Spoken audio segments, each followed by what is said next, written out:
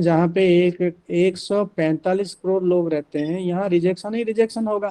ऐसा ना, हर चीज के लिए बहुत सारे लोग अप्लाई करेंगे। जी ऐसा जी तो अनलिमिटेड नहीं है। तो सर। इसीलिए वो पे और एक पे प्रोटेक्शन करेंगे। तो आप लोगों जो असिस्टेंट प्रोफेसर हो उनकी पे स्केल साल में कम से कम आपका जो है मतलब 20-25 लाख तो होगा। ठीक है नहीं ना। सर। चलो 20 नहीं होगा, 15 लाख होगा, इतना तो होगा। अरे 70,000 ऑन एन एवरेज 62, ठीक है, 10 लाख तो हो जाएगा, दस जी बारह लाख जी तो हो सर। दस जाएगा। दस हो रहा है सर, इतना होता तो फिर काहे को।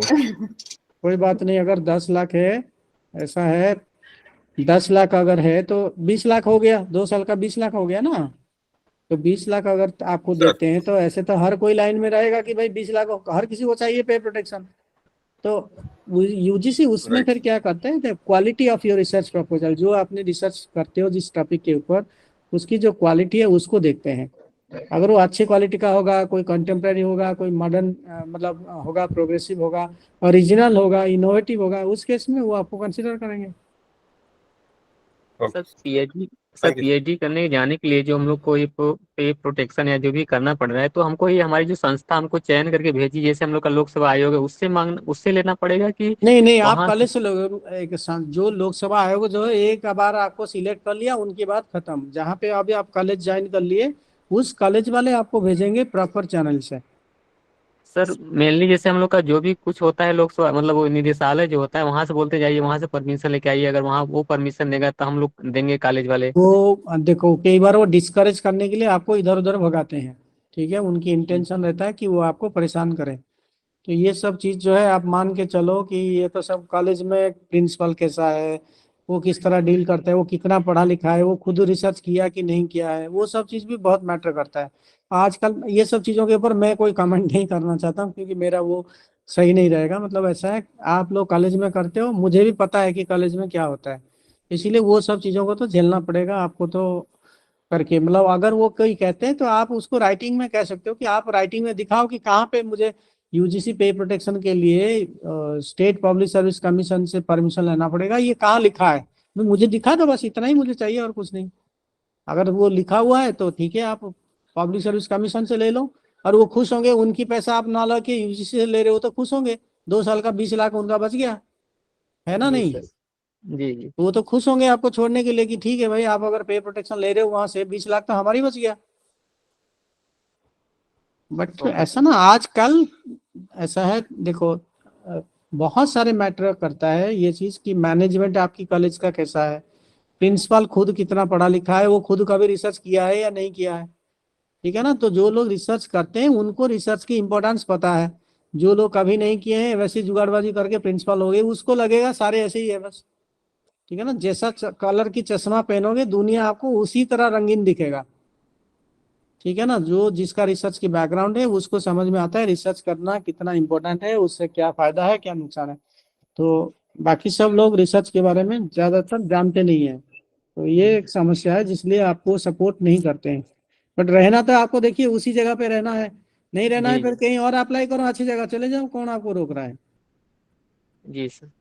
जैसे सर वहाँ जैसे जो निदेशालय का जो नियम है सर, उसमें ये है कि अगर 5 साल के बाद शायद आप कहीं जाएंगे तो उसमें आपको वो पे के साथ भेजेंगे पीएचडी करने के लिए। अगर 5 साल से पहले जाते हैं तो आपको पे नहीं मिलेगा, विदाउट पे जाना पड़ेगा तो पीएचडी करने के लिए। आप यूजीसी से ले लो, कोई बात नहीं, या थोड़ा बहुत पैसा सेव करके जाके कर लो। और 5 साल वेट करोगे, पीएचडी करोगे, फिर 5 साल लगेगा, 10 साल तो जी आपका नुकसान हुआ।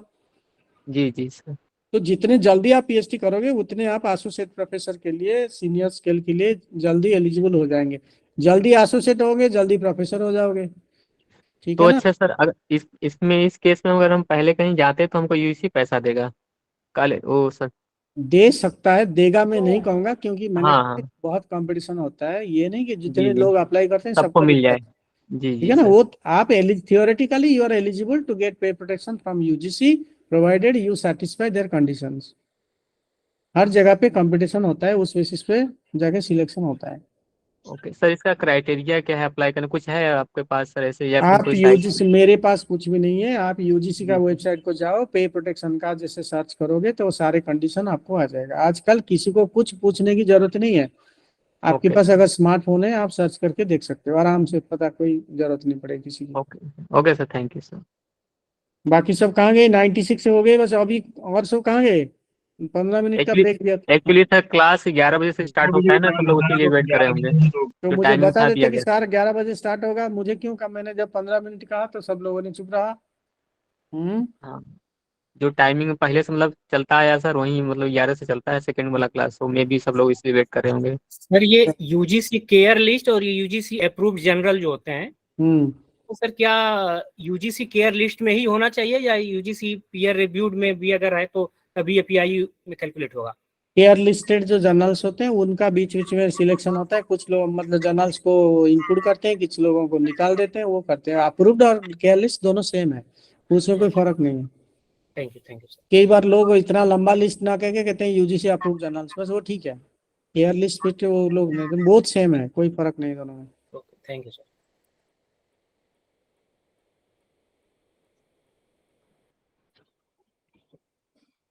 Excuse me sir.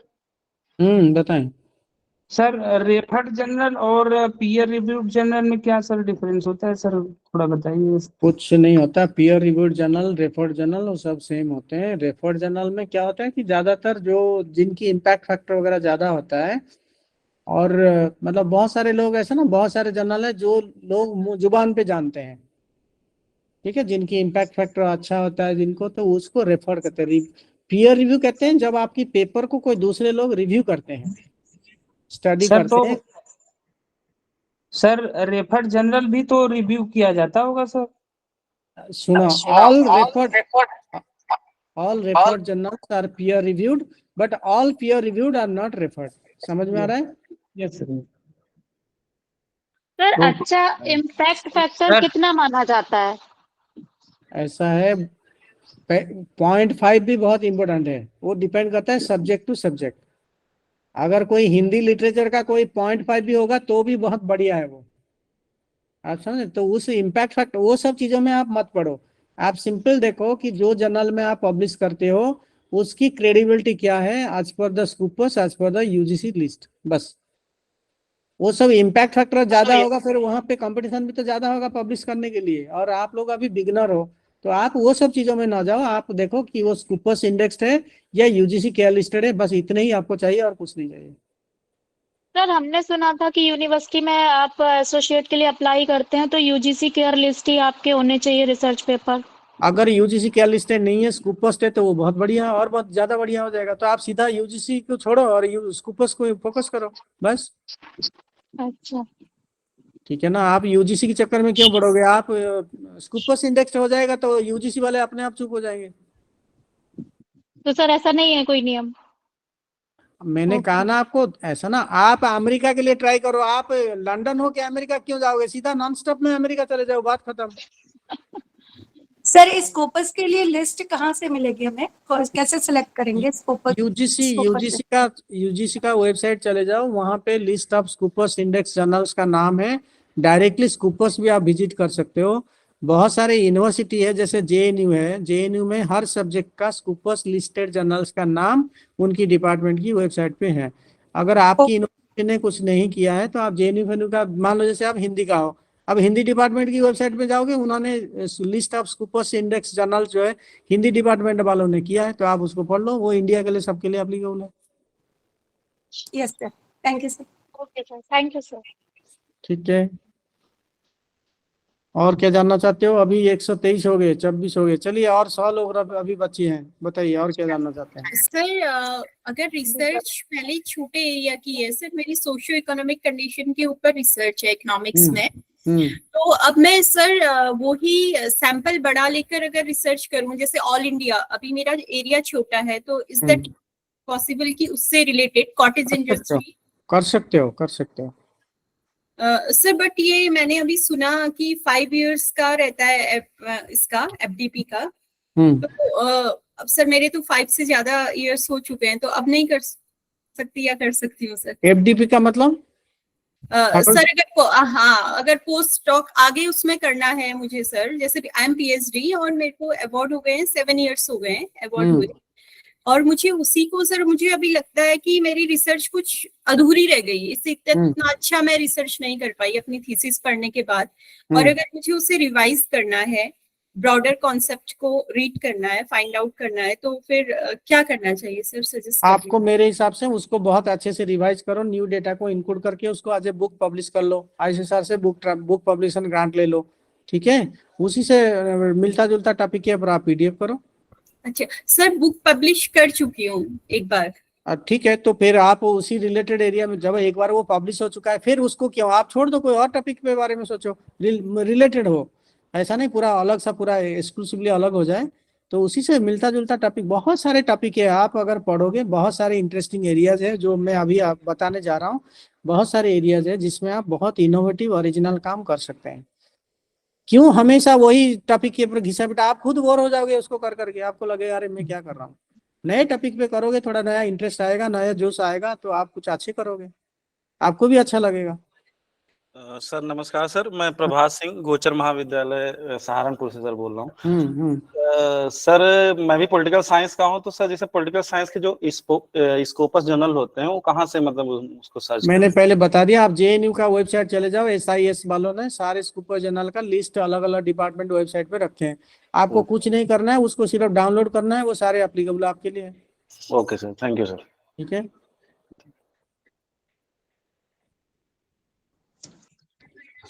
चलिए हम स्टार्ट करते हैं, नहीं तो ये लोग एक एक करके ज्वाइन करेंगे, फिर ये खत्म भी नहीं होगा लेक्चर। और 5 मिनट पहले अगर टीचर पढ़ाने के लिए तैयार है तो आप लोगों को कोऑपरेट नहीं करना चाहिए। अरे मेरे लिए आप लोग क्या करोगे, हैं?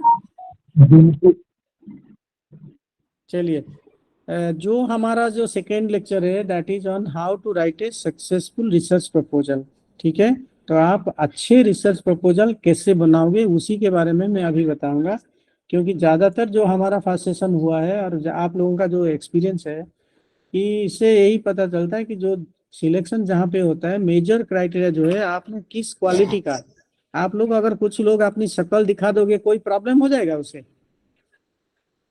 अरे कुछ लोग अपनी वीडियो को अनम्यूट कर दो सो दैट जो रिसोर्स पर्सन पढ़ाते हैं ना उनको लगेगा कि वो सचमुच एक तो फिजिकल मोड में ना करके वो सारे ऑनलाइन मोड में करके लेक्चर का सत्यानाश हो गया।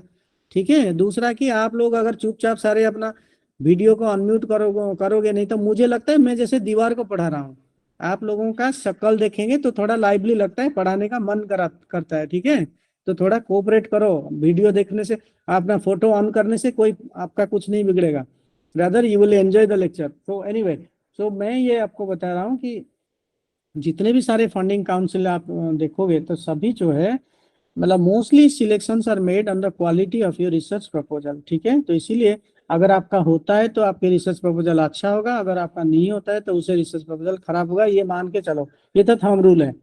ठीक है, तो इसीलिए आपके ये रिस्पॉन्सिबिलिटी है कि when you submit a research proposal right that in a better quality. अच्छी क्वालिटी का रिसर्च प्रपोजल अगर सबमिट करोगे तो उससे आपका सिलेक्शन हो जाएगा, आपका रिकमेंडेशन हो जाएगा। ठीक है, अगर आप अच्छे रिसर्च प्रपोजल बनाते हो उससे 3 पर्पस सर्व होता है। So when you submit a good quality research proposal at least 3 objectives are served. First, if the research proposal is self-explanatory, which it should be, then there is no need for interaction. अगर आपने research proposal बहुत ही अच्छे से सब चीज़ों को explain करके बना है तो इंटरेक्शन की जरूरत नहीं पड़ता, क्योंकि इंटरेक्शन में आपको सारे चीज़ पूछते हैं, जो अगर कोई डाउट हो कोई कंफ्यूजन है तो सब चीज़ों को क्लैरिफाई करते हैं। तो अगर आपने अच्छे से रिसर्च प्रपोजल लिख के भेजा है which is self explanatory, there is no need for interaction. ठीक है, अच्छे प्रपोजल का एक ये फायदा होगा कि इंटरेक्शन की जरूरत नहीं पड़ेगी। दूसरा है कि अगर आप अच्छे रिसर्च प्रपोजल देते हैं तो उससे सिलेक्शन का चांसेस ज़्यादा है। ठीक है, अच्छा अगर होगा तो सिलेक्ट हो जाएगा, नहीं होगा तो रिजेक्ट हो जाएगा, वो तो आप जानते हो। तीसरा है कि जब भी आप कोई अच्छे रिसर्च प्रपोजल बना के भेजते हैं तो जो एक्सपर्ट कमिटी होते हैं वो ये नहीं देखते हैं कि आपने रिसर्च प्रपोजल अभी किस टॉपिक पे क्या लिखा है, वो तो देखते ही है, बट उससे वो आपका फ्यूचर का अंदाजा लगाते हैं कि फ्यूचर में आप कैसे रिसर्चर बनोगे। So when they go through your detailed research proposal, they not only see the quality of your present proposal, rather through your proposal they assess you as a future researcher. आप future में कैसा researcher बनोगे तो वो आपकी research proposal में बता देता है, रिसर्च प्रपोजल ही बता देता है कि आप फ्यूचर में कैसा रिसर्चर बनोगे। अगर बिल्कुल 3rd क्लास रिसर्च प्रपोजल है तो आपको तो बहुत टाइम लगेगा, अगर अच्छे लिखे हो जिसमें आप थोड़ा बहुत इंप्रूवमेंट करके आगे जा सकते हो तो उससे। So research proposal speaks about not only about your topic, it also speaks about you as a researcher. ठीक है, तो इसीलिए आप लोगों को ये कोशिश करना चाहिए कि आप जो रिसर्च प्रपोजल बनाते हैं वो अच्छी क्वालिटी का हो, और अच्छी क्वालिटी का अगर होगा तो उसमें ना इंटरेक्शन की जरूरत पड़ेगी, ना तो आपका रिजेक्ट होने की कोई प्रॉब्लम है। ठीक है, तो इसीलिए आप लोगों को अभी जो है मैं बताने जा रहा हूँ, हम लोगों ने बहुत सारे फंडिंग काउंसिल को स्टडी किया है और उसी बेसिस पे एक रिसर्च प्रपोजल का फॉर्मेट बनाया है, जिसका मतलब जिसको मैं अभी आप लोगों से शेयर कर रहा हूँ। और आप लोग कोशिश करो कि जब भी रिसर्च प्रपोजल बनाओगे उसी फॉर्मेट में उसी हिसाब से बनाओगे। ठीक है, सबसे पहले रिसर्च प्रपोजल का सबसे पहले क्या आता है, title of the research proposal. ठीक है, first point which you should give due attention is the title of your research proposal.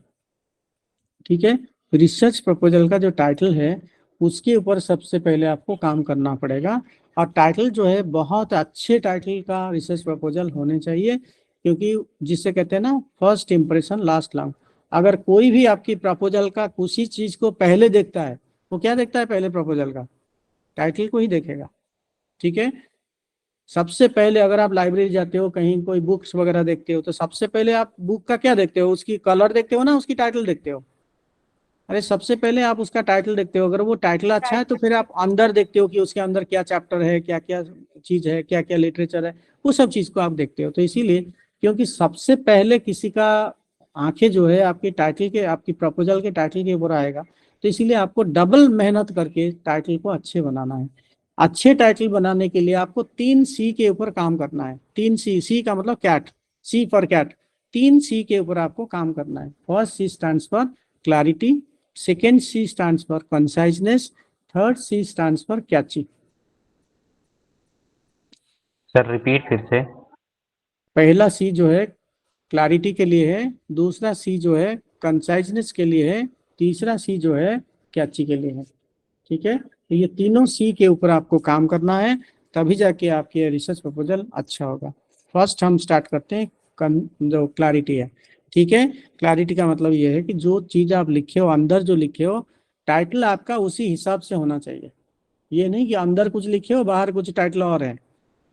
समझ रहे हो, आजकल जैसे मीडिया में देखोगे, सोशल मीडिया में टाइटल दिया कुछ और है, अंदर वीडियो कुछ और है, वो सब चीज नहीं होना चाहिए। तो अगर आपने जो टेक्स्ट लिखा है, title should reflect the text. ठीक है, टेक्स्ट के हिसाब से टाइटल होनी चाहिए, पर टाइटल और टेक्स्ट में मैच होनी चाहिए, कोई डिसकनेक्शन नहीं होना चाहिए, कोई गैप नहीं होनी चाहिए। Right, so your title of the research proposal should clearly reflect the text what you have written inside the proposal. ठीक है, और दूसरा है आपको कोई भी ambiguous, confusing, double meaning word use नहीं करना है। जो भी टाइटल दोगे बहुत सोच समझ के उसका वर्ड्स का इस्तेमाल करोगे, कॉन्सेप्ट का इस्तेमाल करोगे, और बिल्कुल आप ये देखोगे कोई भी चीज आपका डबल मीनिंग नहीं होना चाहिए, गलत मीनिंग नहीं होना चाहिए, जेंडर मतलब जेंडर की मतलब इंसल्ट कर रहा है, कोई कम्युनल सेंसिटिव टर्म है, ऐसे चीजों से आप दूर रहना है। ठीक है, so you have to write neutral words, very clear cut words, and you know, you should also be very careful that whatever you have written in the text is reflected in the title of your research proposal। ठीक है, तो clarity में आपको दो चीज के ऊपर ध्यान देना है कि टेक्स्ट के हिसाब से टाइटल हो, और टाइटल में जो सारे वर्ड्स यूज हुआ है वो कोई डबल मीनिंग, कंफ्यूजिंग या वो सब चीज ना हो। ठीक है, ये चीज के ऊपर आपको पहले ध्यान देना है। दूसरा चीज आपकी क्या ध्यान देना है, जो कंसाइजनेस। कई बार जो है लोग रिसर्च प्रपोजल बनाते हैं, पूरा एक एक पैराग्राफ का टाइटल है, वो बहुत ही डिसगस्टिंग है, बहुत ज्यादा डिसइंटरेस्टिंग है, बहुत ज्यादा बोरिंग है, and that speaks a lot about your potential as a researcher. तो आपको मतलब मैंने देखा बहुत सारे लोग रिसर्च प्रपोजल देते हैं, वो बताते हैं तो 5 मिनट लगता है उनको सुनने में टाइटल को। ठीक है ना, वो बहुत ही बैड इंप्रेशन कैरी करता है। तो इतना कोई जरूरी नहीं हम अपनी बात को इतने लंबा खींचे, हम अपनी बात को टू दी पॉइंट एग्जैक्टली जितना चाहिए उतना करके भी बता सकते हैं, अरे वही आपकी आर्ट है। ठीक है, रिसर्च हर कोई नहीं कर सकता। ठीक है, टीचर भी देखोगे बहुत सारे टीचर है जो अच्छे बोलते हैं, अच्छे लिखते हैं, बहुत सारे टीचर होते हैं जो अच्छे बोलते हैं, खराब लिखते हैं, कई होते हैं अच्छे लिखते हैं, खराब बोलते हैं, कई होते हैं ना अच्छे लिखते हैं ना अच्छे बोलते हैं। ठीक है, तो इसीलिए मतलब जो रिसर्च है, तो आपको दोनों चीज आपका अच्छा होना चाहिए। तो आप अपने आप को कैसे एक्सप्रेस कर रहे हो, किस तरह आप अपनी बात को बता रहे हो, वो सब चीज बहुत ज्यादा मैटर करता है। इसीलिए आप जब भी कोई रिसर्च प्रपोजल बनाओगे बहुत सारे फालतू चीज नहीं लिखना है, कूड़ा करकट जिसका कोई मीनिंग नहीं, जो बेकार है, लंबा खींचना है, वो सब चीजों से आपको दूर रहना है। Right only 12 to 15 words maximum. कोई भी टाइटल अगर आप देते हो कोई जरूर नहीं उसको एक पैराग्राफ लेंथ का लिखो, rather you can write very good title, very self explanatory title with in 10 to 12 words और मैक्सिमम 15 वर्ड्स। 12 से 15 वर्ड के बीच में आपकी टाइटल आपको खत्म करना है, बस बहुत ज्यादा नहीं लिखना है, बहुत ज्यादा बेकार, मतलब बहुत ज्यादा लिखो तो बेकार ही होगा। तो इसीलिए वो सब चीजें बहुत सोच समझ के आपको एक टाइटल बनाना है, और ये बनाना है कि जो है वो सब चीजों को प्रॉपर एक्सप्लेन भी कर पा रहा है और बहुत ज्यादा लंबा भी नहीं है। ठीक है, तो ये चीज के ऊपर आपको ध्यान देना है। और एक चीज का ध्यान देना है कि जब आप कोई एब्स्ट्रैक्ट बनाते हैं, जो आप जो कोई टाइटल बनाते हैं उसका ये चीज भी देखना वो इंटरेस्टिंग लगे। कैची का मतलब इंटरेस्टिंग हो, अच्छे दिखने में भी, उसको जब दिखते हो तब दिल खुश होता है, अरे इसने कोई नई बात किया है। ठीक है ना, आप देखोगे सेम प्राइम मिनिस्टर जो है लाल किला के ऊपर खड़े होके इंडिपेंडेंट डे में सेम स्पीच देते हैं, अलग अलग पेपर उसको अलग अलग हेडलाइन में कवर करते हैं ना। नहीं, G20 का डिक्लेरेशन जो है सेम है, बट अलग अलग पेपर उसको अलग अलग तरीके से हेडलाइन देते हैं। अगर सेम हेडलाइन देंगे तो आप सोचोगे अरे टाइम्स ऑफ इंडिया में जो लिखा है हिंदू में वही होगा सेम, उसको पढ़ने की क्या जरूरत है। रादर आप वो दूसरी चीजों को पढ़ते हो इसीलिए क्योंकि आपको लगता है कि हो सकता है इसमें कुछ नई चीज हो, अगर सेम चीज होगा फिर आप पढ़ते नहीं हो। ठीक है, तो इसीलिए जब भी आप कोई अच्छे रिसर्च प्रपोजल बनाएंगे तो उसके टाइटल के ऊपर बहुत काम करना है, उसको इंटरेस्टिंग बनाना है, उसको कंसाइज बनाना है, उसमें क्लैरिटी लाना है। अगर आप ये चीजें करते हो तो डेफिनेटली जो है आपका टाइटल अच्छा होगा। समझ में आ रहा है? Yes Yes, sir. sir. जी सर। बताइए। Yes sir. Excuse me sir. बताइए।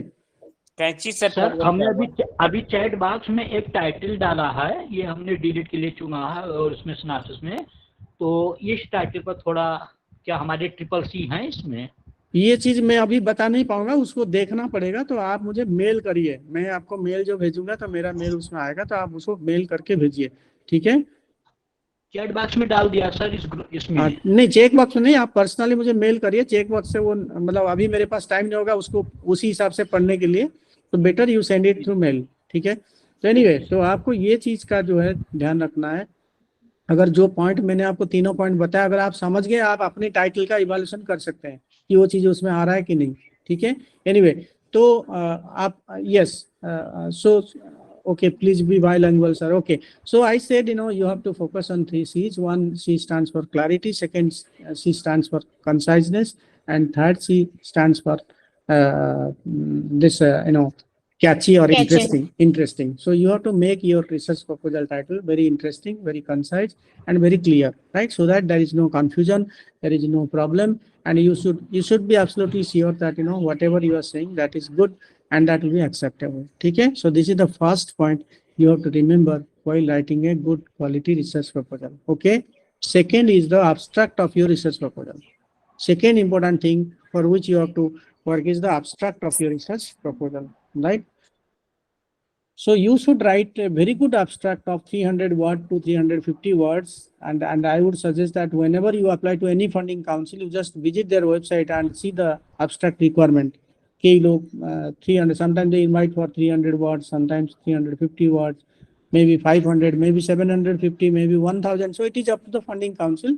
But I would suggest you that whenever you write any research proposal, and particularly the abstract, you should see the word limit, right? But for India, but for UGC, ICSR and all other funding councils, 300 words abstract is perfectly fine. And when you write the abstract, you should remember 2-3 things, that even if you submit the abstract in such a way that even if I don't go through the detailed proposal, from the abstract I can understand what you exactly want to do. ठीक है, तो आपको abstract ऐसे लिखना है कि अगर मैं आपका डिटेल प्रपोजल नहीं पढ़ा तो आपकी abstract पढ़ के मैं समझ जाऊं कि exactly आप क्या करना चाहते हो। तो it should be a concrete explanation of everything. 300 word में आप सारे चीजों को एक्सप्लेन करोगे जो चाहिए, जिसको पढ़ के किसी को लगेगा कि अंदर क्या है। ठीक है, तो एब्स्ट्रैक्ट तो स्टार्टर की काम करता है। जैसे आप शादी ब्याह में जाते हो ना खाने के लिए, तो स्टार्टर से पता चल जाता है आगे क्या कुछ आने वाला है ना। नहीं, तो उसी तरह एब्स्ट्रैक्ट भी वही काम करता है। एब्स्ट्रैक्ट पढ़ के समझ में आ जाता है कि आगे क्या कुछ आने वाला है। ठीक है, अगर आपकी एब्स्ट्रैक्ट बेकार होगा तो फिर आप उसको जो है दूसरे जो लिखा है तो उसकी आपको लग जाता है डिटेल प्रपोजल कैसा होगा। You got my point? So what I'm trying to say is, whenever you submit an abstract, be careful that you write that in such a way within that 300 word limit that it explains everything. It gives a rough idea to the evaluators what exactly you want to do, and don't forget to add some keywords. ठीक है, जब आप abstract लिखते हो कुछ keywords आपको mention करना है। keywords वो होते हैं जिसको आप frequently अपनी प्रपोजल के अंदर यूज करना चाहते हो। So that keywords would be there. तो आप 300 वर्ड का जो है एब्स्ट्रैक्ट बना के कीवर्ड्स के साथ आपको प्रपोजल के साथ अटैच करना है। ठीक है, ये चीज आपको बहुत ही केयरफुली करना है, क्योंकि एब्स्ट्रैक्ट हमेशा लास्ट को लिखा जाता है। पहले आप डिटेल प्रपोजल बनाओगे, उसके बाद एब्स्ट्रैक्ट लिखोगे, पहले एब्स्ट्रैक्ट नहीं लिखोगे। डिटेल प्रपोजल जब आपका हो जाएगा तब उसी बेसिस पे आपको एब्स्ट्रैक्ट बनाना है, और ऐसे ये सोच के बनाना है कि एब्स्ट्रैक्ट आपने ऐसे लिखा है जिसको पढ़ के एक्सपर्ट जो है, एक्सपर्ट को एक कहीं ना कहीं उनमें ये क्यूरियोसिटी होगा भाई अंदर क्या कुछ आ रहा है। जैसे मैंने स्टार्टर का एग्जांपल दिया, तो उसी तरह बिल्कुल आपका एब्स्ट्रैक्ट होनी चाहिए कि उसको पढ़ के आपको वो एक प्रकार की क्यूरियोसिटी हो कि आगे क्या कुछ आ रहा है। ठीक है, तो वो चीज का फीलिंग हो, इसीलिए आपको एब्स्ट्रैक्ट वो सोच के लिखना है। Third is your research background. और कीवर्ड का कोई नंबर भी फिक्स है क्या, कितना कीवर्ड होनी चाहिए? 5-6 कीवर्ड्स एनफ है, उससे ज्यादा की जरूरत नहीं है। 4-5 मैक्सिमम 6 बस। तो ये कीवर्ड्स आप मतलब जो फ्रीक्वेंटली जो वर्ड आप यूज करने जा रहे हैं उसी को हम कीवर्ड कहते हैं। तो आपको वो देना है नीचे, एब्स्ट्रैक्ट के नीचे देना है कीवर्ड्स। ठीक है, थर्ड जो है आपकी स्टडी बैकग्राउंड या कंटेक्स्ट होता है। ठीक है, third important point which you should remember for writing a research proposal is your study context या रिसर्च बैकग्राउंड। ठीक है, स्टडी कंटेक्स्ट क्या होता है कि जो भी चीज आप जो भी टॉपिक के ऊपर काम करते हो अचानक शुरू नहीं करोगे, टू गिव ए बैकग्राउंड। ठीक है, आप एक अच्छे बैकग्राउंड से उसको स्टार्ट करोगे। अच्छे बैकग्राउंड कैसे बनाओगे ना, जो भी टॉपिक के ऊपर आप काम करते हो कि there may be debates on that topic, discussions on that topic, there may be disputes on that topic, there may be controversies on that topic. So you better you start with a context. ये सब चीजों को लेकर देश के अंदर बहुत सारी चीजें, पॉवर्टी को लेकर उसकी डेफिनेशन को लेकर बहुत सारे कंट्रोवर्सी है, बहुत सारे डिबेट चल रहा है। तो अगर आप पॉवर्टी के ऊपर काम करते हो, start with those debates, start with those controversies, start with those narratives. तो जो भी चीज आप समझते हो कि ये सारी चीजें इंडिया के अंदर डिबेट चल रहा है, इंडिया के बाहर डिबेट चल रहा है, वो डिबेट से उसको शुरू करो। तो ये एक अच्छे कंटेक्स्ट आपको देगा। अब देखोगे जैसे आप किसी डॉक्टर जब बीमार हो जाते हो, किसी डॉक्टर के पास जाते हो, अगर वो डॉक्टर सही होगा तो सबसे पहले आपको क्या पूछेगा, क्या पूछेगा? कुछ पूछेगा ना, सीधा मेडिसिन दे देगा। मेडिकल हिस्ट्री है लाइक दैट, क्या खाया था। यस, कैसा फील कर रहे हो, how are you feeling? Yes, और पूछेगा अगर वो ढंग का डॉक्टर होगा, अगर सही से एमबीबीएस किया होगा तो पूछेगा क्या प्रॉब्लम है, कब से प्रॉब्लम है। ये दोनों चीज तो पूछेगा ना, क्या प्रॉब्लम है वो पूछेगा, कब से पूछेगा जरूर, क्योंकि he will try to trace the history of your illness. मान लो कुछ चीज होता है जैसे कोलेस्ट्रॉल होता है, वो फैमिली हिस्ट्री उसका होता है, किस लोगों को बीपी होता है, किस लोगों को शुगर होता है, सबकी फैमिली हिस्ट्री। तो डॉक्टर ये पूछता है जानबूझ के, ताकि वो ये चीज को असर्टेन कर पा रहा है कि whether this disease has a family history और it is an independent development. ठीक है ना। तो उसी तरह जब भी आप कोई रिसर्च प्रपोजल बनाते हैं, उसका अगर कोई हिस्टोरिकल बैकग्राउंड, जैसे मूवी देखते हो उसकी कोई बैकग्राउंड होता है ना, नहीं, कुछ बैकग्राउंड का शुरुआत में, मूवी का शुरुआत में कुछ लोग बैकग्राउंड देखते हैं, कुछ गजनी की तरह इंटरवल के बाद दिखाते हैं, है तो ना। तो चाहे इंटरवल से पहले हो, इंटरवल के बाद बैकग्राउंड देते हैं ना, नहीं, तब आप आराम से समझ जाते हैं। तो इसीलिए जब भी आप प्रपोजल बनाओगे तो उसका कोई बैकग्राउंड, उसका कोई मतलब उसको किसी contemporary debate, discussion, discourses, controversies, वो सब साथ अगर जोड़ के देते हो तो वो बहुत इंटरेस्टिंग लगता है। और जो लोग आपकी प्रपोजल को एग्जामिन करते हैं उनको पता है कि आप रिसेंट चीजों से आप अवगत हो, you are aware of the latest developments going in your topic, going in your area. ठीक है, तो अच्छे रिसर्च प्रपोजल के लिए आपको एक अच्छे बैकग्राउंड से शुरुआत करनी चाहिए। समझ में आ रहा है?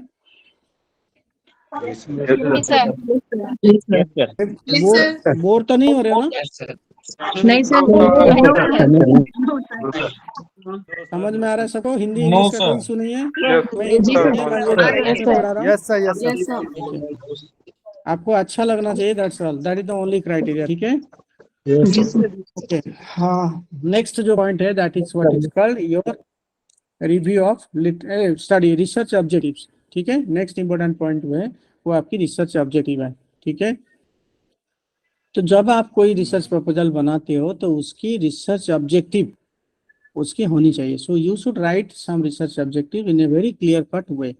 ठीक है, in case I will not study the detailed proposal from your research objective, I will understand what is there exactly in your mind। आप क्या करना चाहते हो वो आपका रिसर्च ऑब्जेक्टिव से मुझे पता चल जाएगा। और जो लोग जिन लोगों का क्लैरिटी ऑफ थॉट होता है उनकी रिसर्च ऑब्जेक्टिव में वो क्लैरिटी आएगा। जो लोग कंफ्यूज होंगे उसकी रिसर्च ऑब्जेक्टिव भी कंफ्यूज होगा। अगर आपकी रिसर्च ऑब्जेक्टिव खराब होगा तो आपकी हाइपोथेसिस खराब होगा, आपकी रिसर्च क्वेश्चन खराब होगा, आपकी मेथोडोलॉजी खराब होगा, आपकी स्टडी के सब कुछ खराब हो जाएगा। तो इसीलिए आपकी ऑब्जेक्टिव सही होनी चाहिए, right. So you should have clear cut research objectives. There is no fixed limit that you should have 5 objective, 10 objective. It is up to you. But whenever you write a serious research proposal, you should start with some research objective. It may be 7, it may be 8, it may be 10. It is up to you to decide. But you should write those research objectives in a very clear-cut way so that others will understand your, interest in research, your interest, in research in a very clear-cut manner. तो इसीलिए जो लोग confuse करके लिखते हैं उनका सारे चीज कंफ्यूज हो जाएगा। इसलिए आपको बहुत सोच समझ के अपना रिसर्च प्रपोजल जो है ऐसे बनाना है so that explains everything in a very clear cut and lucid way। समझ में आ रहा है? Yes, Yes, sir. ठीक है, नेक्स्ट जो है आपका रिव्यू ऑफ लिटरेचर है। Next important thing is review of literature. आप लोग मुझे बता सकते हो रिव्यू ऑफ लिटरेचर में हम क्या करते हैं? क्या करते हैं? पहले जो काम हुआ उसको स्टडी करते हैं उस टॉपिक पे। क्या करते हैं? अब एक हो गया क्लियर कि पहले जो कुछ काम हुआ है उसको स्टडी करते हैं, दूसरा देखते हैं रिसर्च गैप देखते हैं। ठीक है, और क्या करते हैं? कहाँ पर सर कुछ छूट गया है, लूपहोल है, वो तो गैप आ नहीं गया, वो उन्होंने तो गैप में आ गया। और क्या? वो उसी पर वर्क करता हूँ। ठीक है, वो हो गया, 2 चीज में आ गया। और क्या करते हैं? रिव्यू पर आगे किस तरह से किया गया tools how many studies are supporting our research title? Sir, how much work has been done on that particular topic? देखिए, Sir, how many studies are supporting the particular title? Okay, देखिए review of literature को पूरा दिन, review of literature को लेकर पूरा दिन भर का लेक्चर हो सकता है। ठीक है, उसकी सारांश जो है मैं आपको बता रहा हूँ, 3 क्वेश्चन है। आप चाहें तो इसको नोट करके लो, जिंदगी भर के लिए काम आएगा। ठीक है, रिव्यू ऑफ लिटरेचर क्या है, उसके लिए सिर्फ 3 क्वेश्चन इंपॉर्टेंट है और कुछ नहीं चाहिए। First, who has done what, किसने क्या काम किया है। जिस एरिया में आप काम करते हो उस एरिया में दूसरे लोगों ने क्या काम किया है। So what, who has done what, ये पहला क्वेश्चन है। सेकेंड क्वेश्चन है what are the research gaps, जो काम हुआ है उसमें रिसर्च गैप क्या है, उसमें क्या कमी है। Third question is how you plan to overcome those research gaps through your research, how you plan to overcome those research gaps through your research। तो जो काम हुआ है आप उस, मतलब जो काम हुआ है वो क्या हुआ है, उसमें क्या क्या कमी है और उस कमी को आप कैसे पूरा करोगे। यही 3 चीज ही रिव्यू ऑफ लिटरेचर होता है, बाकी कुछ नहीं होता। Sir, please repeat the third. Who has done what, first question. What are the research gaps, second question. How you plan to overcome those research gaps through your research, this is third question। बस। Who has done? Who has done what? What are the research gaps and how you plan to overcome those research gaps through your research। बस। Third sir। इतने time लगाओगे अगर, फिर तो पूरा दिन खत्म होगा। How you plan to overcome those research gap through your research। ठीक है, Yes, जिसको sir। कहते हैं सस्ता, सुंदर, टिकाऊ। 3 चीज ही आपका सारे एक्सप्लेन करता है, चौथा चीज की कोई जरूरत नहीं। और कितने भी कोई घुमाए फिराए कुछ भी कहे, सारा दिन भर लेक्चर दे, 3 ही पॉइंट आपको देखना है, बाकी सब कूड़ा करकट है। ठीक है, किसने क्या काम किया है, उस काम में क्या कमी है, उस कमी को आप अपने रिसर्च के द्वारा कैसे पूरी करोगे, बस, और कुछ भी नहीं है। बहुत सारे लोग रिव्यू ऑफ लिटरेचर को लेकर बहुत हाईली कंफ्यूज्ड है, तो आपको बिल्कुल कंफ्यूज नहीं होना है कि ये जो चीज मैंने बताया, तो उस चीज को ध्यान रखना है। जो लोग आपके अंडर रिसर्च करोगे या आप खुद रिसर्च करते हो, ये तीनों चीजों का आपको फोकस करना है बस। Yes sir. ठीक है, आगे चलें। Yes sir. Yes, sir. Yes, sir. Next is your hypothesis Yes, and sir. research questions. Next is your hypothesis and research questions. ठीक है, हाइपोथेसिस क्या है? एक सेंटेंस में कोई बता सकता है बिल्कुल क्लैरिटी के साथ, सब चीज उसमें कवर हो। What is hypothesis? Sir, संभावित उत्तर। Tentative assumption, statement. sir. What is the assumption?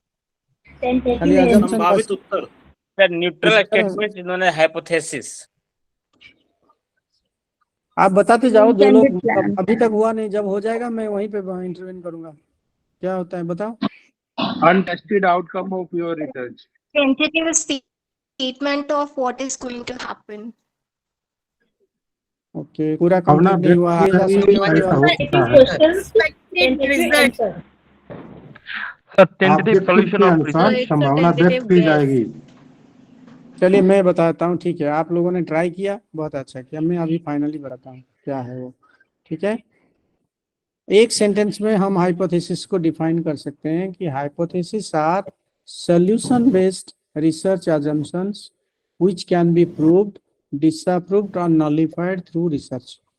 एक ही सेंटेंस में बता रहा हूँ, hypothesis are tentative solution based research assumptions which can be proved, disapproved or nullified through research।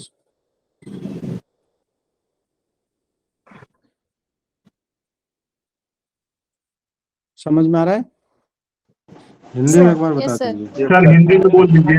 Hindi में मैं क्या बताऊं, हिंदी में नहीं बता सकता। मैं आपको हिंदी में एक्सप्लेन कर सकता हूँ। Hypothesis, hello, yes sir. Hindi में मैं, यस सर।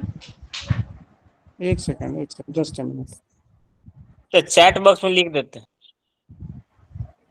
चैट बॉक्स का क्या हुआ कि एक मिनट में दोबारा ज्वाइन कर रहा हूँ, ये पता नहीं क्या है तो गड़बड़ा रहा। हाँ आ गया, ठीक है। तो हाइपोथेसिस जो है वो टेंटेटिव है, मतलब ये कोई फिक्स नहीं है, क्योंकि अभी हमने उसका पूरा स्टडी नहीं किया है, तो इट इज टेंटेटिव। और जो स्टडी होता है दो प्रकार की होता है, एक तो सॉल्यूशन बेस्ड होता है, ठीक है, जिसको हम कहते हैं क्वालिटेटिव रिसर्च, एक होता है क्वांटिटेटिव रिसर्च। क्वांटिटेटिव रिसर्च में हाइपोथेसिस जनरली नहीं होते हैं, जो सॉल्यूशन बेस्ड क्वालिटेटिव रिसर्च है उसी में हाइपोथेसिस होते हैं। तो हाइपोथेसिस जो है वो टेंटेटिव assumptions है, जिसको हम अपने रिसर्च के द्वारा प्रूव कर सकते हैं, डिसअप्रूव कर सकते हैं या नलिफाई कर सकते हैं। ठीक है, तो hypothesis are tentative solution based research assumptions which we can prove, disapprove or nullify through our research।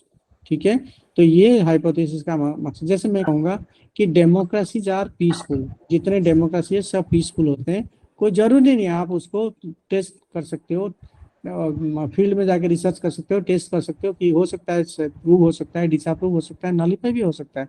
मैं कहूँगा poverty leads to terrorism, may be may not be, हो सकता है। आजकल तो सारे डॉक्टर इंजीनियर टेररिस्ट बन रहे हैं, तो इसीलिए poverty is the main cause of terrorism, ये भी कोई 100% ट्रू नहीं है। तो इसीलिए हाइपोथेसिस आर टेंटेटिव assumptions, जिसमें सॉल्यूशन भी आप टेंटेटिवली प्रपोज करते हो। This is the problem and this is the solution. So मैं कहता हूँ कि poverty is the root cause of terrorism, तो इसी में सॉल्यूशन है कि अगर पॉवर्टी रूट कॉज है तो हमें पॉवर्टी इरेडिकेशन करने से आपकी सॉल्यूशन हो जाएगा। ठीक है, तो इसीलिए hypothesis are tentative solution based research assumptions which can be proved, disapproved or nullified। और एक जब रिसर्च प्रपोजल आप बनाते हैं, अगर वो क्वालिटेटिव स्टडी है, उसमें आपको हाइपोथेसिस देना है। एक हो सकता है हाइपोथेसिस, 5 हो सकता है। अगर 5 होगा तो एक उसमें सेंट्रल हाइपोथेसिस होगा, बाकी सब नॉर्मल हाइपोथेसिस होंगे। ठीक है, तो ये चीज हो सकता है।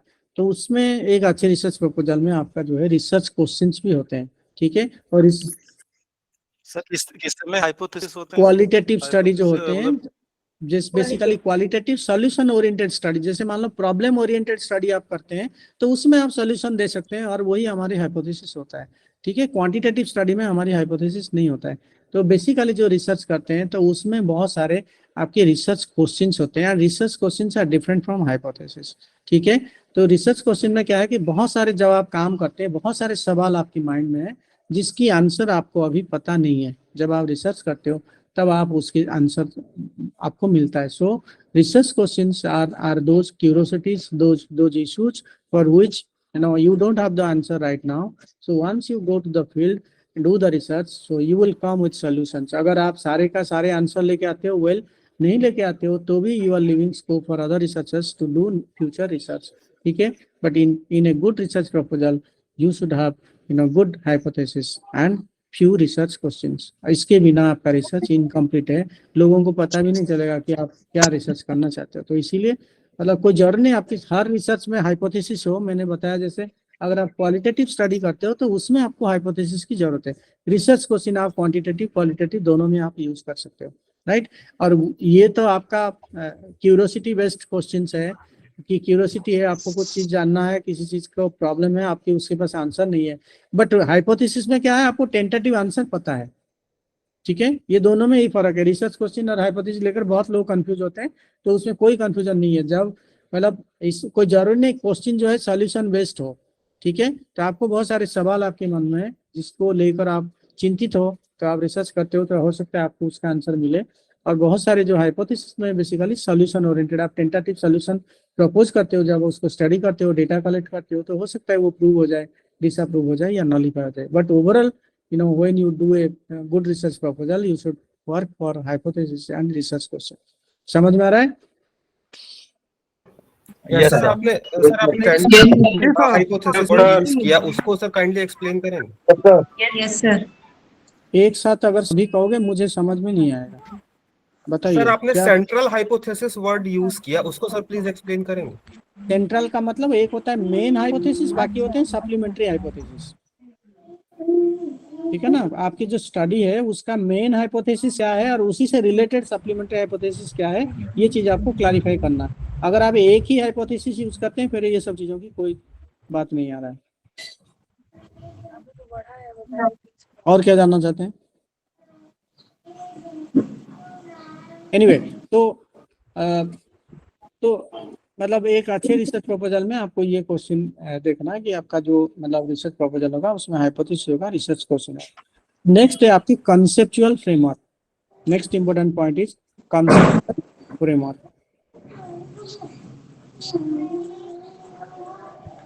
कंसेप्चुअल फ्रेमवर्क, ठीक है, जो मतलब what kind of concepts, idioms, language you are going to use in your research proposal, that you should clearly explain.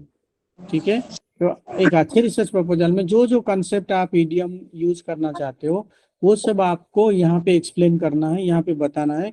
These are the concept, these are the idioms, these are the important conceptual framework which I am going to use in my research proposal. ठीक है, and you should be very well aware of that, sometimes we use very controversial concepts, right? Very gender offensive concept, religion offensive concept, or color conscious concepts, वो सब चीज आपको इस प्रकार की study में यूज नहीं करना। As a scholar you should use only empirically tested and valid concept. ठीक है, बहुत सारे कंसेप्ट है जो बहुत कंट्रोवर्शियल, जैसे पहले हम कहते थे चेयरमैन, अभी हम क्या कहते हैं? क्यों चेयरपर्सन कहते हैं? क्योंकि आजकल मेल भी चेयरमैन हो रहे हैं, चेयरपर्सन, फीमेल भी हो रहे हैं, ट्रांसजेंडर वाले भी हो रहे हैं। तो आप ये अगर एक बार कहोगे chairman, chair woman, chair transgender इतने करके कहोगे फिर तो बड़ा कंफ्यूजन होगा।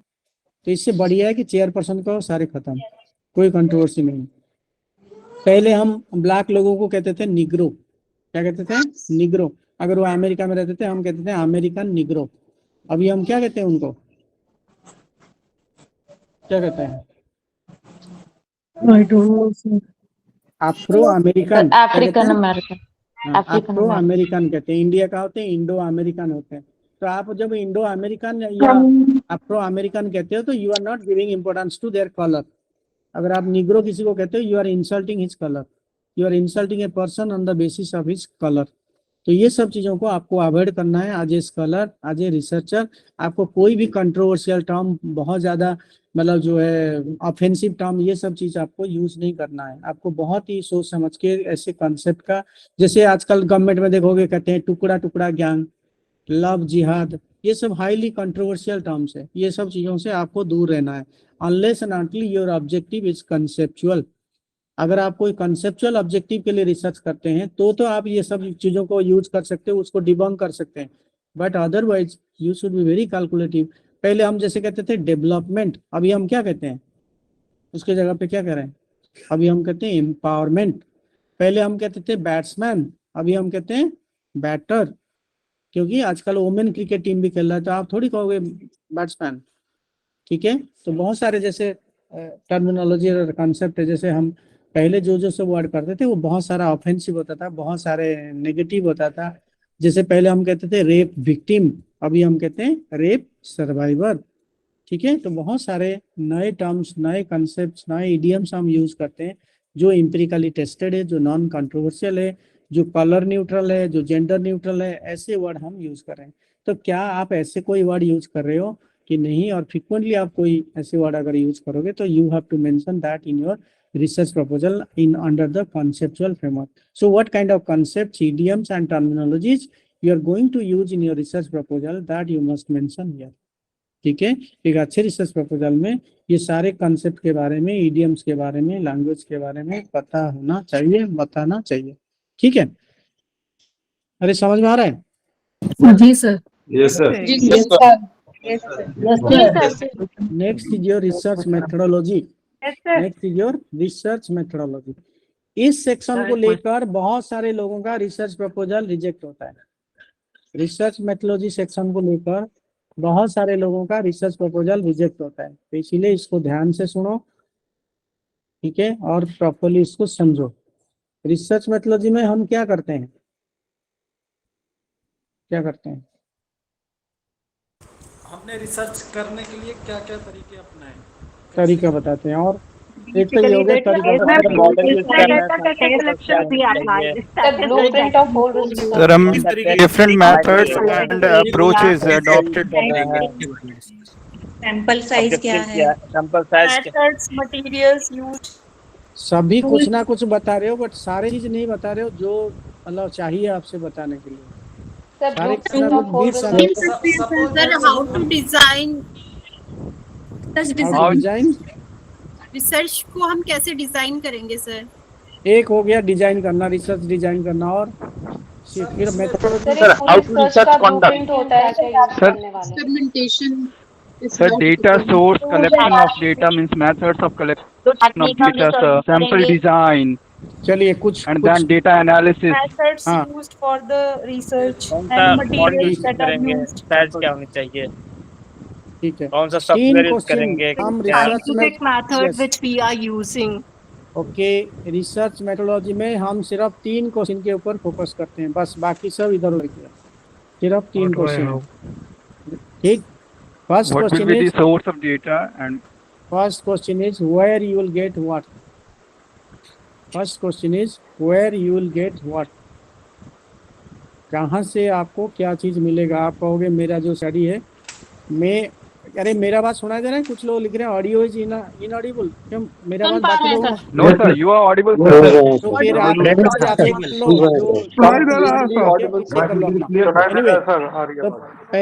पहला क्वेश्चन है where you will get what.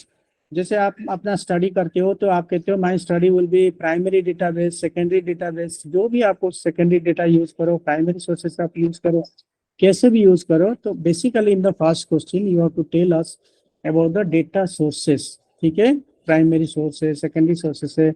So where you will get what, आप ये चीज बताना, जो डेटा सोर्स आप बता रहे हो कहाँ से मिलेगा।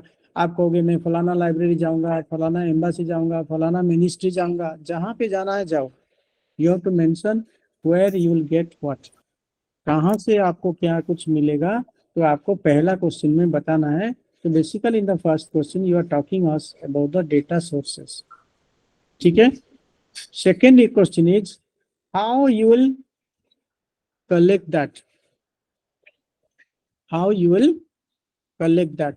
I am talking of data collection methods.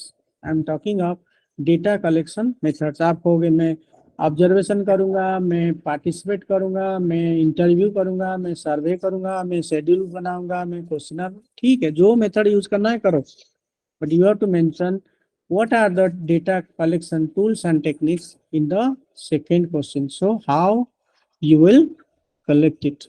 जो डेटा आपने फर्स्ट डेटा सोर्सेस में बता दिया उसको कैसे कलेक्ट करोगे वो आपको सेकेंड क्वेश्चन के दौरान बताना है. So how you will collect that. And thirdly, how you will analyze and apply that in your research. How you will analyze and utilize that in your research. So जो data आपने collect किया अलग अलग data collection tools and techniques का इस्तेमाल करके collect किया उसकी एनालिसिस कैसे करोगे और उसको कैसे अपनी स्टडी में इस्तेमाल करोगे. ठीक है. So how you will analyse that and how you will utilize that. आप कहोगे मैं बहुत सारे स्टैटिस्टिकल पैकेजेस आता है जैसे SPSS है, पांडा है, पाइथन है, बहुत सारे दूसरे स्टैटिस्टिकल पैकेजेस आता है. So are you going to use any kind of statistical packages, right, to analyze the data to and how you would like to apply that in your research. So basically under the research methodology section you have to focus on these three small questions but very powerful and very impactful questions. Where you will get what, how you will get that, and how you will collect that, and how you will analyze and utilize that in your research. ठीक है. कहाँ से Sir, I have disconnected, not listen first point. Where you will get what, आप primary secondary sources जो use करोगे तो वो चीज आपको कहाँ से मिलेगा वो चीज आप बताओगे. पहला क्वेश्चन है how you will get what, right, what are the data collection tools and techniques to collect those resources, and third how you will analyse and utilise that in your research. यही तीन question के ऊपर आपको focus करना है. बाकी जो जितना भी बताए सब कंफ्यूजन है. ठीक है. आपको तीन चीज बिल्कुल गांठ बांधना है. यही तीन चीज के ऊपर मुझे रिसर्च मेथोडोलॉजी में फोकस करना है बस. बाकी जो सैम्पलिंग कर रहे हो ये है वो है सब वो सेकंड में आ रहा है. डिजाइन कहोगे सेकंड में आ रहा है. सब कुछ ये तीन क्वेश्चन के अंदर ही आएंगे. ठीक है. तो आपका जो भी कोई मतलब है ज्यादातर रिसर्च प्रपोजल मतलब जो है रिजेक्ट होता है क्योंकि उनका जो डेटा का बारे में जो रिसर्च मेथोडोलॉजी के बारे में जो इन्फॉर्मेशन है वो सही से एक्सप्लेन नहीं हुआ है. ठीक है. तो आपको ये चीजों को फोकस करना है. ये तीन चीजों को फोकस करना है. Where you will get what, how you will get that, and how you will utilize and how you will analyze and utilize that in your research. अगर आप ये तीनों चीज करते हो तो आपका रिसर्च मेथोडोलॉजी सेक्शन जो है कंप्लीट है. ठीक है. समझ में आ रहा है? Yes sir. Yes, sir. Yes sir. Yes, sir. Yes, sir. Yes, sir. ठीक है. इंटरेस्टिंग लग रहा है ना बोरिंग लग रहा है? Yes sir. Interesting है सर.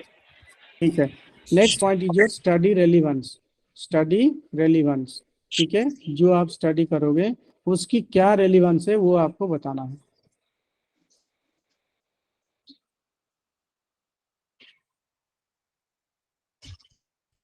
ठीक है. आप जो स्टडी प्लान करते हो उसकी चार प्रकार के रेलिवेंस हो सकता है. एक हो सकता है थियोरेटिकल, एक होता है कॉन्सेप्चुअल, एक होता है मेथोडोलॉजिकल, एक होता है पॉलिसी रेलिवेंस.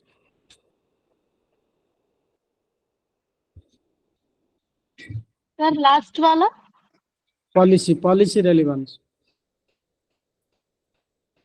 थर्ड वाला मैं एक बार और बताता हूँ. एक होता है थियोरेटिकल, एक होता है कॉन्सेप्चुअल, एक होता है मेथोडोलॉजिकल, एक होता है पॉलिसी रेलिवेंस.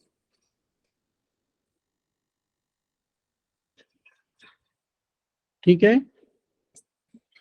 जब भी आप कोई स्टडी प्रपोज करते हैं वो इन चारों में से कोई एक हो सकता है, तीन हो सकता है, दो हो सकता है, चारों को चारों हो सकता है, जीरो तो होगा नहीं. ठीक है. आप जो भी स्टडी प्रपोज करते हैं वो यही चारों में से चार हो सकता है, तीन हो सकता है, दो हो सकता है, एक हो सकता है, जीरो तो होगा नहीं. ठीक है. आप जो स्टडी प्रपोज करते हैं वो थियोरेटिकली इम्पोर्टेंट हो सकता है. बहुत सारे थ्योरी आप देखोगे सोशल साइंस वगैरह में देखोगे बहुत सारे थ्योरीज है. इवन नेचुरल साइंस में देखोगे बहुत सारे थ्योरीज है जिसको हम लोग अभी समझ रहे हैं कि वो इनकम्प्लीट है. They are not able to explain your contextual reality. हमें बताया गया कितने कॉन्टिनेंट थे, हमें साइंस में बताया गया कितने प्लैनेट थे, वो सब चेंज हो रहे हैं. समझे. जितने प्लैनेट बताए जा रहे थे हम स्कूल में जब पढ़ते थे जो प्लैनेट बता रहे थे अभी चेंज उसमें चेंज हुआ है. पहले जितना कॉन्टिनेंट हम जानते थे अब बता रहे हैं कि 2 दिन से आ रहा है भाई नए कॉन्टिनेंट का डिस्कवर हुआ है. तो नॉलेज कोई भी नॉलेज कंप्लीट नहीं है. तो बहुत सारे थ्योरीज है जो अमेरिका में यूएस यूरोप में डेवलप हुआ है और कई बार उस चीज़ों को हम अपने इंडिया की कंटेक्स्ट में अगर अप्लाई करते हैं वो चीज़ प्रॉपरली एक्सप्लेन नहीं हो पाता. ठीक है। तो अमेरिका का लोगों का जो रिलीजन है, जो कल्चर है, जो जियोग्राफी है, जो एक्सपेक्टेशन है, वो सब डिफरेंट है। हमारे लोगों का रिलीजन, कल्चर, लैंग्वेज वो सब डिफरेंट है। तो इसीलिए जो थ्योरी उन्होंने डेवलप किया, हो सकता है वो पार्शियली हमारी चीजों को एक्सप्लेन कर पाए, but 100% it is not able to, it is not going to explain everything that we experience of the Indian contextual reality, क्योंकि दोनों की लोग अलग है, उनकी एक्सपेक्टेशन अलग है, उनके मतलब जो है प्रायोरिटीज अलग है। तो इसीलिए वो अलग अलग थ्योरी जो है that is not going to explain everything. मैं एक छोटा सा एग्जांपल आप लोगों को देना चाहता हूँ। जैसे अमेरिका में जो फैमिली बॉन्डिंग है, जनरली उसको बहुत अच्छे बॉन्डिंग वहाँ नहीं होता। हमारे यहाँ पे अच्छे बॉन्डिंग होता है, फैमिली बॉन्डिंग हमारे यहाँ बहुत अच्छे होते हैं। अगर अमेरिका में बच्चे ज़्यादातर 10th के बाद वो लोग घर से अलग हो जाते हैं, फिर वो अपना स्टडी बड़ी करते हैं, लोन लेते हैं, कमाते हैं, पढ़ते हैं, जो करते हैं करते हैं, माँ बाप से उनकी डिपेंडेंस जो है खत्म हो जाएगा। ठीक है। सो आप देखोगे कि अगर अमेरिका में किसी की पेरेंट्स हॉस्पिटलाइज हो जाते हैं तो उनकी बच्चों से क्या उम्मीद किया जाता है, और हमारी माँ बाप जब हॉस्पिटलाइज हो जाते हैं हमसे क्या उम्मीद किया जा रहा है? कोई डिफरेंस है ना? नहीं, क्या डिफरेंस है? अमेरिका में अगर किसी के माँ बाप का तबीयत खराब हो जाता है, क्योंकि वहाँ फैमिली बॉन्डिंग बहुत ज़्यादा स्ट्रांग नहीं होता, तो इसीलिए वो ठीक है। अगर किसी को पता है भाई मेरा माँ बाप है हॉस्पिटलाइज हो गया, वो व्हाट्सएप में मैसेज कर दिया विश यू स्पीडी रिकवरी। ठीक है, माँ बाप को विश करता है कि ठीक है मैं चाहता हूँ कि आप जल्दी ठीक हो जाए। अगर आप इंडिया में आपका पेरेंट्स जो हॉस्पिटलाइज हुए हैं और आप पेरेंट्स को व्हाट्सएप में मैसेज करोगे, जब आपको पता चला कि आपकी पेरेंट्स जो हॉस्पिटल में, आप उनको मैसेज करोगे विश यू स्पीडी रिकवरी, तो उनकी क्या रिएक्शन होगा? आपकी पेरेंट्स का क्या रिएक्शन होगा? कुछ होगा? हाँ, दे विल क्राई, जल्दी हो जाएगा, वो ऐसे ही मर जाएंगे। ठीक होने के बाद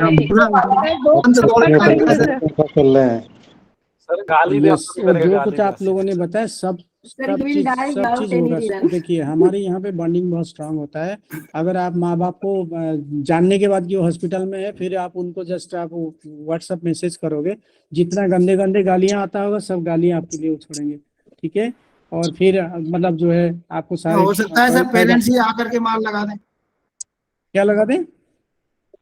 कहेंगे ठीक हो जाने तो फिर बताते हैं। चलिए आप जानते हो रिएक्शन क्या होगा। मतलब मेरे कहने का मतलब कि ऐसा है कि हो सकता है वो आपको गाली दे, हो सकता है वो कहें आप मर गए मेरे, मैं मर गया तुम्हारा लिए, वो सब चलता रहता है। हमारे यहाँ जैसे कोई हॉस्पिटलाइज जाते हैं तो हम लोग खाना पीना भूल जाते हैं, सोना भूल जाते हैं, दाढ़ी बनाना भूल जाते हैं, रिश्तेदारों को इन्फॉर्म करते हैं, पैसा कहाँ से आएगा, खून कहाँ से अरेंज करेंगे, ये सब चीजें हम करते हैं। डॉक्टर को बार बार पूछते हैं डॉक्टर साहब क्या स्थिति है, कैसा है। सीरियल में, टीवी में भी देखा होगा, डॉक्टर कहता है कि हमने तो अपना काम कर लिया, बाकी ऊपर वाला। हम ऊपर वाला को भी छोड़ते नहीं, उसको भी महामृत्युंजय जप करते हैं, गायत्री मंत्र जप करते हैं, किसी ना किसी तरह हम उसको प्लीज करते हैं कि हमारा रिश्ता ठीक ठाक घर निकल जाए। ठीक है, तो हमारी बॉन्डिंग यहाँ अलग प्रकार का होता है, वहाँ पे बॉन्डिंग अलग प्रकार का। तो इसीलिए जो थ्योरी उन्होंने डेवलप किया सोशल रिलेशनशिप को समझने के लिए, कोई जरूरी नहीं वो रिलेशनशिप हम यहाँ पे कर लेंगे। जैसे कास्ट है, अब इंडिया में इलेक्शन में कास्ट की मेजर रोल है, अमेरिका में कास्ट नहीं है। तो इसीलिए how can you study those theories और apply those theories to the Indian context, when they have not developed that kind of system. तो इसीलिए are you going to challenge any theory? Are you going to modify any theory? Are you going to reformulate any theory? Are you going to think of a new theory? What is your theoretical contribution that you must mention as a researcher? तो आपके study कोई theoretically relevant है कि नहीं, ये चीज आपको बताना है। ठीक है, पहले कहते थे जो काले होते हैं वो मूर्ख होते थे, बेवकूफ होते थे, तो अभी हमें पता चला जितने सारे ओलंपिक्स में मेडल आते हैं सारे ब्लैक लोग लेके आते हैं। तो इसलिए colour has nothing to do with intelligence, है ना? नहीं, सारे गलत। पहले हम कहते थे कि सारे गोरे लोग सुंदर होते हैं, अरे उसकी चक्कर में देखोगे सारे मूवी, गाना, ब्यूटी इंडस्ट्री जो सारे मैं बता चुका हूँ सबको सब डेवलप हुआ भाई गोरे लोगों के प्रति, लोगों के जो अटैचमेंट है, तो उसकी वजह से कितने सारे प्रॉब्लम भी हुआ है वो भी आप जानते हो। तो बट हम ये भी जानते हैं कि कोई सुंदर दिखना नहीं दिखना कलर के साथ उसकी कोई बहुत ज्यादा रिलेशनशिप नहीं है। ठीक है ना, काले लोग भी सुंदर देख सकते हैं। So it is all up to you, जो कहते हैं beauty lies with the eyes of the beholder. तो इसीलिए बहुत सारे थ्योरीज बाइस्ड है, बहुत सारे थ्योरी प्रैक्टिकेबल नहीं है, बहुत सारे थ्योरी जियोग्राफिकली अलग जगह पे डेवलप हुआ है। So are you going to challenge any theory? Are you going to modify any theory? Are you going to reformulate any theory? So what is your theoretical contribution that you have to mention in your theoretical relevance section? ठीक है। Second जो है conceptual, मैं already ये point आपको बता चुका हूँ कि बहुत सारे कॉन्सेप्ट है, बहुत सारे इडियम्स है, बहुत सारे लैंग्वेज है जो हम लोग बहुत कंट्रोवर्शियल है। तो क्या आप वो सारे कंट्रोवर्शियल कॉन्सेप्ट को यूज कर रहे हो, नहीं कर रहे हो, उसको चैलेंज कर रहे हो, उसको रिफॉर्मुलेट कर रहे हो, तो एग्जैक्टली आपकी क्या, जैसे टेररिज्म है, अब टेररिज्म को लेकर 1000 डेफिनेशन है, बट एक कंट्री दूसरे कंट्री का डेफिनेशन को एक्सेप्ट नहीं करता। हम कहते हैं मसूद अजहर जो है टेररिस्ट है, चाइना जो है, पाकिस्तान चाइना कहते हैं नहीं वो टेररिस्ट नहीं है, ठीक है। कश्मीर में जो लोग वायलेंस करते हैं हम उनको टेररिस्ट मानते हैं, पाकिस्तान मानता है ये फ्रीडम फाइटर्स होते हैं। जो तालिबान है हम उसको बुरा मानते हैं, पाकिस्तान कहता नहीं तालिबान सारे बुरा नहीं होते, कुछ अच्छे भी होते हैं। अच्छे कौन होते हैं? जो इंडिया को टारगेट करते हैं। बुरे कौन होते हैं? जो पाकिस्तान को टारगेट करते हैं, ठीक है। तो उनकी understanding of terrorism is different. Congress वाला बीजेपी को कम्युनल कहते हैं, बीजेपी वाले कांग्रेस को कम्युनल कहते हैं। So what is communalism? ठीक है। तो basically so there are lots of concept on which there is a lot of dispute, lots of controversy. So are you going to challenge any concept? Are you going to reformulate any concept? What is your conceptual contribution that you must mention in the research proposal? ठीक है। तो आपको ये चीज बताना है conceptual relevance में। But conceptually अगर स्टडी आपकी रेलिवेंट है तो आप कंसेप्ट, कोई नए कंसेप्ट के बारे में आप बता रहे हो, कोई नए कंसेप्ट को मतलब जो है फॉर्मुलेट करे, वो सब चीजों को आपको बताना है। Third is your methodological contribution. मैंने बताया जब डेटा हमारी स्मॉल डेटा होता था, मेथोडोलॉजी उसके लिए अलग सा होता था। Method collection, data collection method अलग हुआ करता था, स्टैटिस्टिकल पैकेज जो उसको एनालाइज करेगा वो अलग होता था। अभी हम बिग डेटा की तरफ जा रहे हैं, अभी हम अलग अलग स्टैटिस्टिकल पैकेज उसको कलेक्शन करने का तरीका सब डिफरेंट हो रहा है। So are you going to do that? Are you going to think about how artificial intelligence is going to change the arena of research? Are you thinking of machine learning? Are you thinking of big data? So what is your methodological contribution that you must mention in the research proposal? ठीक है। एक अच्छे research proposal में आप मेथोडोलॉजिकली भी आप sound हो सकते हो, मेथोडोलॉजिकली भी आप कंट्रीब्यूट कर सकते हो। पहले हम शेड्यूल, क्वेश्चन और इंटरव्यू ये वो सब चीज करते थे, पहले प्रोबेबिलिटी के बारे में सोचते थे, पहले सैम्पलिंग के बारे में सोचते थे। आजकल वो सब की जरूरत नहीं। जब पूरा पॉपुलेशन को आप 10 मिनट में स्टडी कर सकते हो, सैम्पलिंग की क्या जरूरत है, प्रोबेबिलिटी की क्या जरूरत है? You got my point? So everything is going to change in the arena of research. Are you thinking of that? Are you thinking of any methodological contribution? So that you must mention. Last is your policy relevance. ठीक है। जो study आप करते हो क्या सरकार की किसी पॉलिसी के लिए वो बेनिफिशियल है? Are you going to do some research which will really contribute to the arena of policy making? Ganga को साफ करने के लिए सरकार ने बहुत पैसा लगाया, बहुत साल से गंगा साफ हो रहा है। गंगा कितना साफ हुआ है और पैसा कहाँ जा रहा है? गरीबी हटाने के लिए सरकार कितने साल से पैसे खर्च कर रहा है? कहाँ? अभी भी हम कहते हैं 30% लोग गरीब है, 29% गरीब है, तो फिर वो पैसे जा कहाँ रहा है? So you have so many good policies but they are not working for the purpose for which it was made. So are you going to challenge any government policy? Are you going to find out the loopholes in the government policy? Are you suggesting a new policy? What is your policy, relevance that you must mention in the research proposal? ठीक है। अच्छे research proposal के लिए कुछ लोग पूछना चाहते हैं। देवेश यादव, गौरव, आप लोग कुछ पूछना चाहते हैं? ये सर मैं पूछना चाह रहा हूँ, क्वेश्चन है मेरा। बताएं। क्या पूछ सकते हैं हाँ, सर? बताएं। सर ये जो जैसे रिसर्च टाइटल है और स्टेटमेंट ऑफ द प्रॉब्लम है और रिसर्च प्रॉब्लम है, सर इन तीनों में बेसिकली क्या डिफरेंस होगा? मैं दोबारा रिपीट कर रहा हूँ, research title, statement of the problem और रिसर्च प्रॉब्लम, इन तीनों में सर बेसिकली क्या डिफरेंस? तीनों जो है तीनों से डिफरेंट है। रिसर्च टाइटल का मतलब जिस टॉपिक के ऊपर आप काम करना चाहते हो उसको फॉर्मुलेट कैसे करते हो, ठीक है। जी सर। टाइटल का मतलब है जो एग्जैक्टली जो टॉपिक के ऊपर आप काम करना चाहते हो उसको फॉर्मुलेट कैसे करते हो। रिसर्च स्टेटमेंट जो होता है basically that is related to your research problem. आप जो टॉपिक के ऊपर काम करते हो उसको कैसे प्रॉब्लमेटाइज करते हो, what is the problem for which you are interested to work on, आप उसको प्रॉब्लमेटाइज करते हो, ठीक है। तो रिसर्च प्रॉब्लम में आप बेसिकली क्या करते हो, उस चीज को प्रॉब्लमेटाइज करते हो कि what is the problem for which you are exactly interested in. तो उसमें क्या क्या प्रॉब्लम्स है, क्या क्या इश्यूज है, क्या क्या क्वेश्चंस है, वो सब चीजों को आप जब बताते हो तो that is basically what is called research problem. Research statement is about everything. Research proposal जो पूरा है that you can say research statement. You got my point? तीनों से डिफरेंट है। टॉपिक जो है रिसर्च की टॉपिक डिफरेंट है। रिसर्च टॉपिक को जब आप प्रॉब्लमेटाइज करते हो वो एक अलग चीज है, पूरा रिसर्च के बारे में बताते हो वो रिसर्च स्टेटमेंट है। तीनों एक दूसरे से अलग है। Yes sir. बट तीनों जो है उसकी पार्ट है, they are part of your research proposal. Sir one question और है कि जो रिसर्च जो हाइपोथेसिस आपने बताया था अभी, उसमें किस टाइप के डाटा की जरूरत पड़ती है? जैसे क्वालिटेटिव डेटा आपने बताया है। मैंने आपको पहले से, आपने ध्यान से सुना नहीं, मैंने आपको पहले से कहा था जब आप कोई क्वालिटेटिव रिसर्च करेंगे तब आपको हाइपोथेसिस की जरूरत है। तो क्वालिटेटिव रिसर्च में क्या डेटा है आप जानते हो, क्या डेटा कलेक्शन मेथड है वो जानते हो। सर जैसे सर हिस्टोरिकल रिसर्च होता है, हिस्टोरिकल रिसर्च में जो डेटा कलेक्शन होता है वो क्वालिटेटिव होता है, लेकिन उसमें हाइपोथेसिस की जरूरत तो नहीं पड़ती। क्यों नहीं पड़ती है मुझे बताइए, क्यों नहीं पड़ेगी? क्योंकि सर उसमें किसी भी हाइपोथेसिस को बनाने के लिए हमारे पास जो डेटा है वो क्वांटिटेटिव होना चाहिए, क्योंकि उसको हम कैसे कैलकुलेट करेंगे। देखिए मैं तो सिंपल आपको आप इतने सारे इधर उधर मत जाओ, आपको सिंपल देखो, अगर आपकी स्टडी कोई सोल्यूशन बेस्ड है, आप कोई सोल्यूशन अगर प्रपोज करते हैं तब आपको हाइपोथेसिस की जरूरत है। अगर आप कोई हिस्टोरिकल स्टडी करते हैं जिसमें कोई सोल्यूशन आप प्रपोज नहीं करते हैं, हाइपोथेसिस की जरूरत नहीं पड़ेगी, बात खत्म।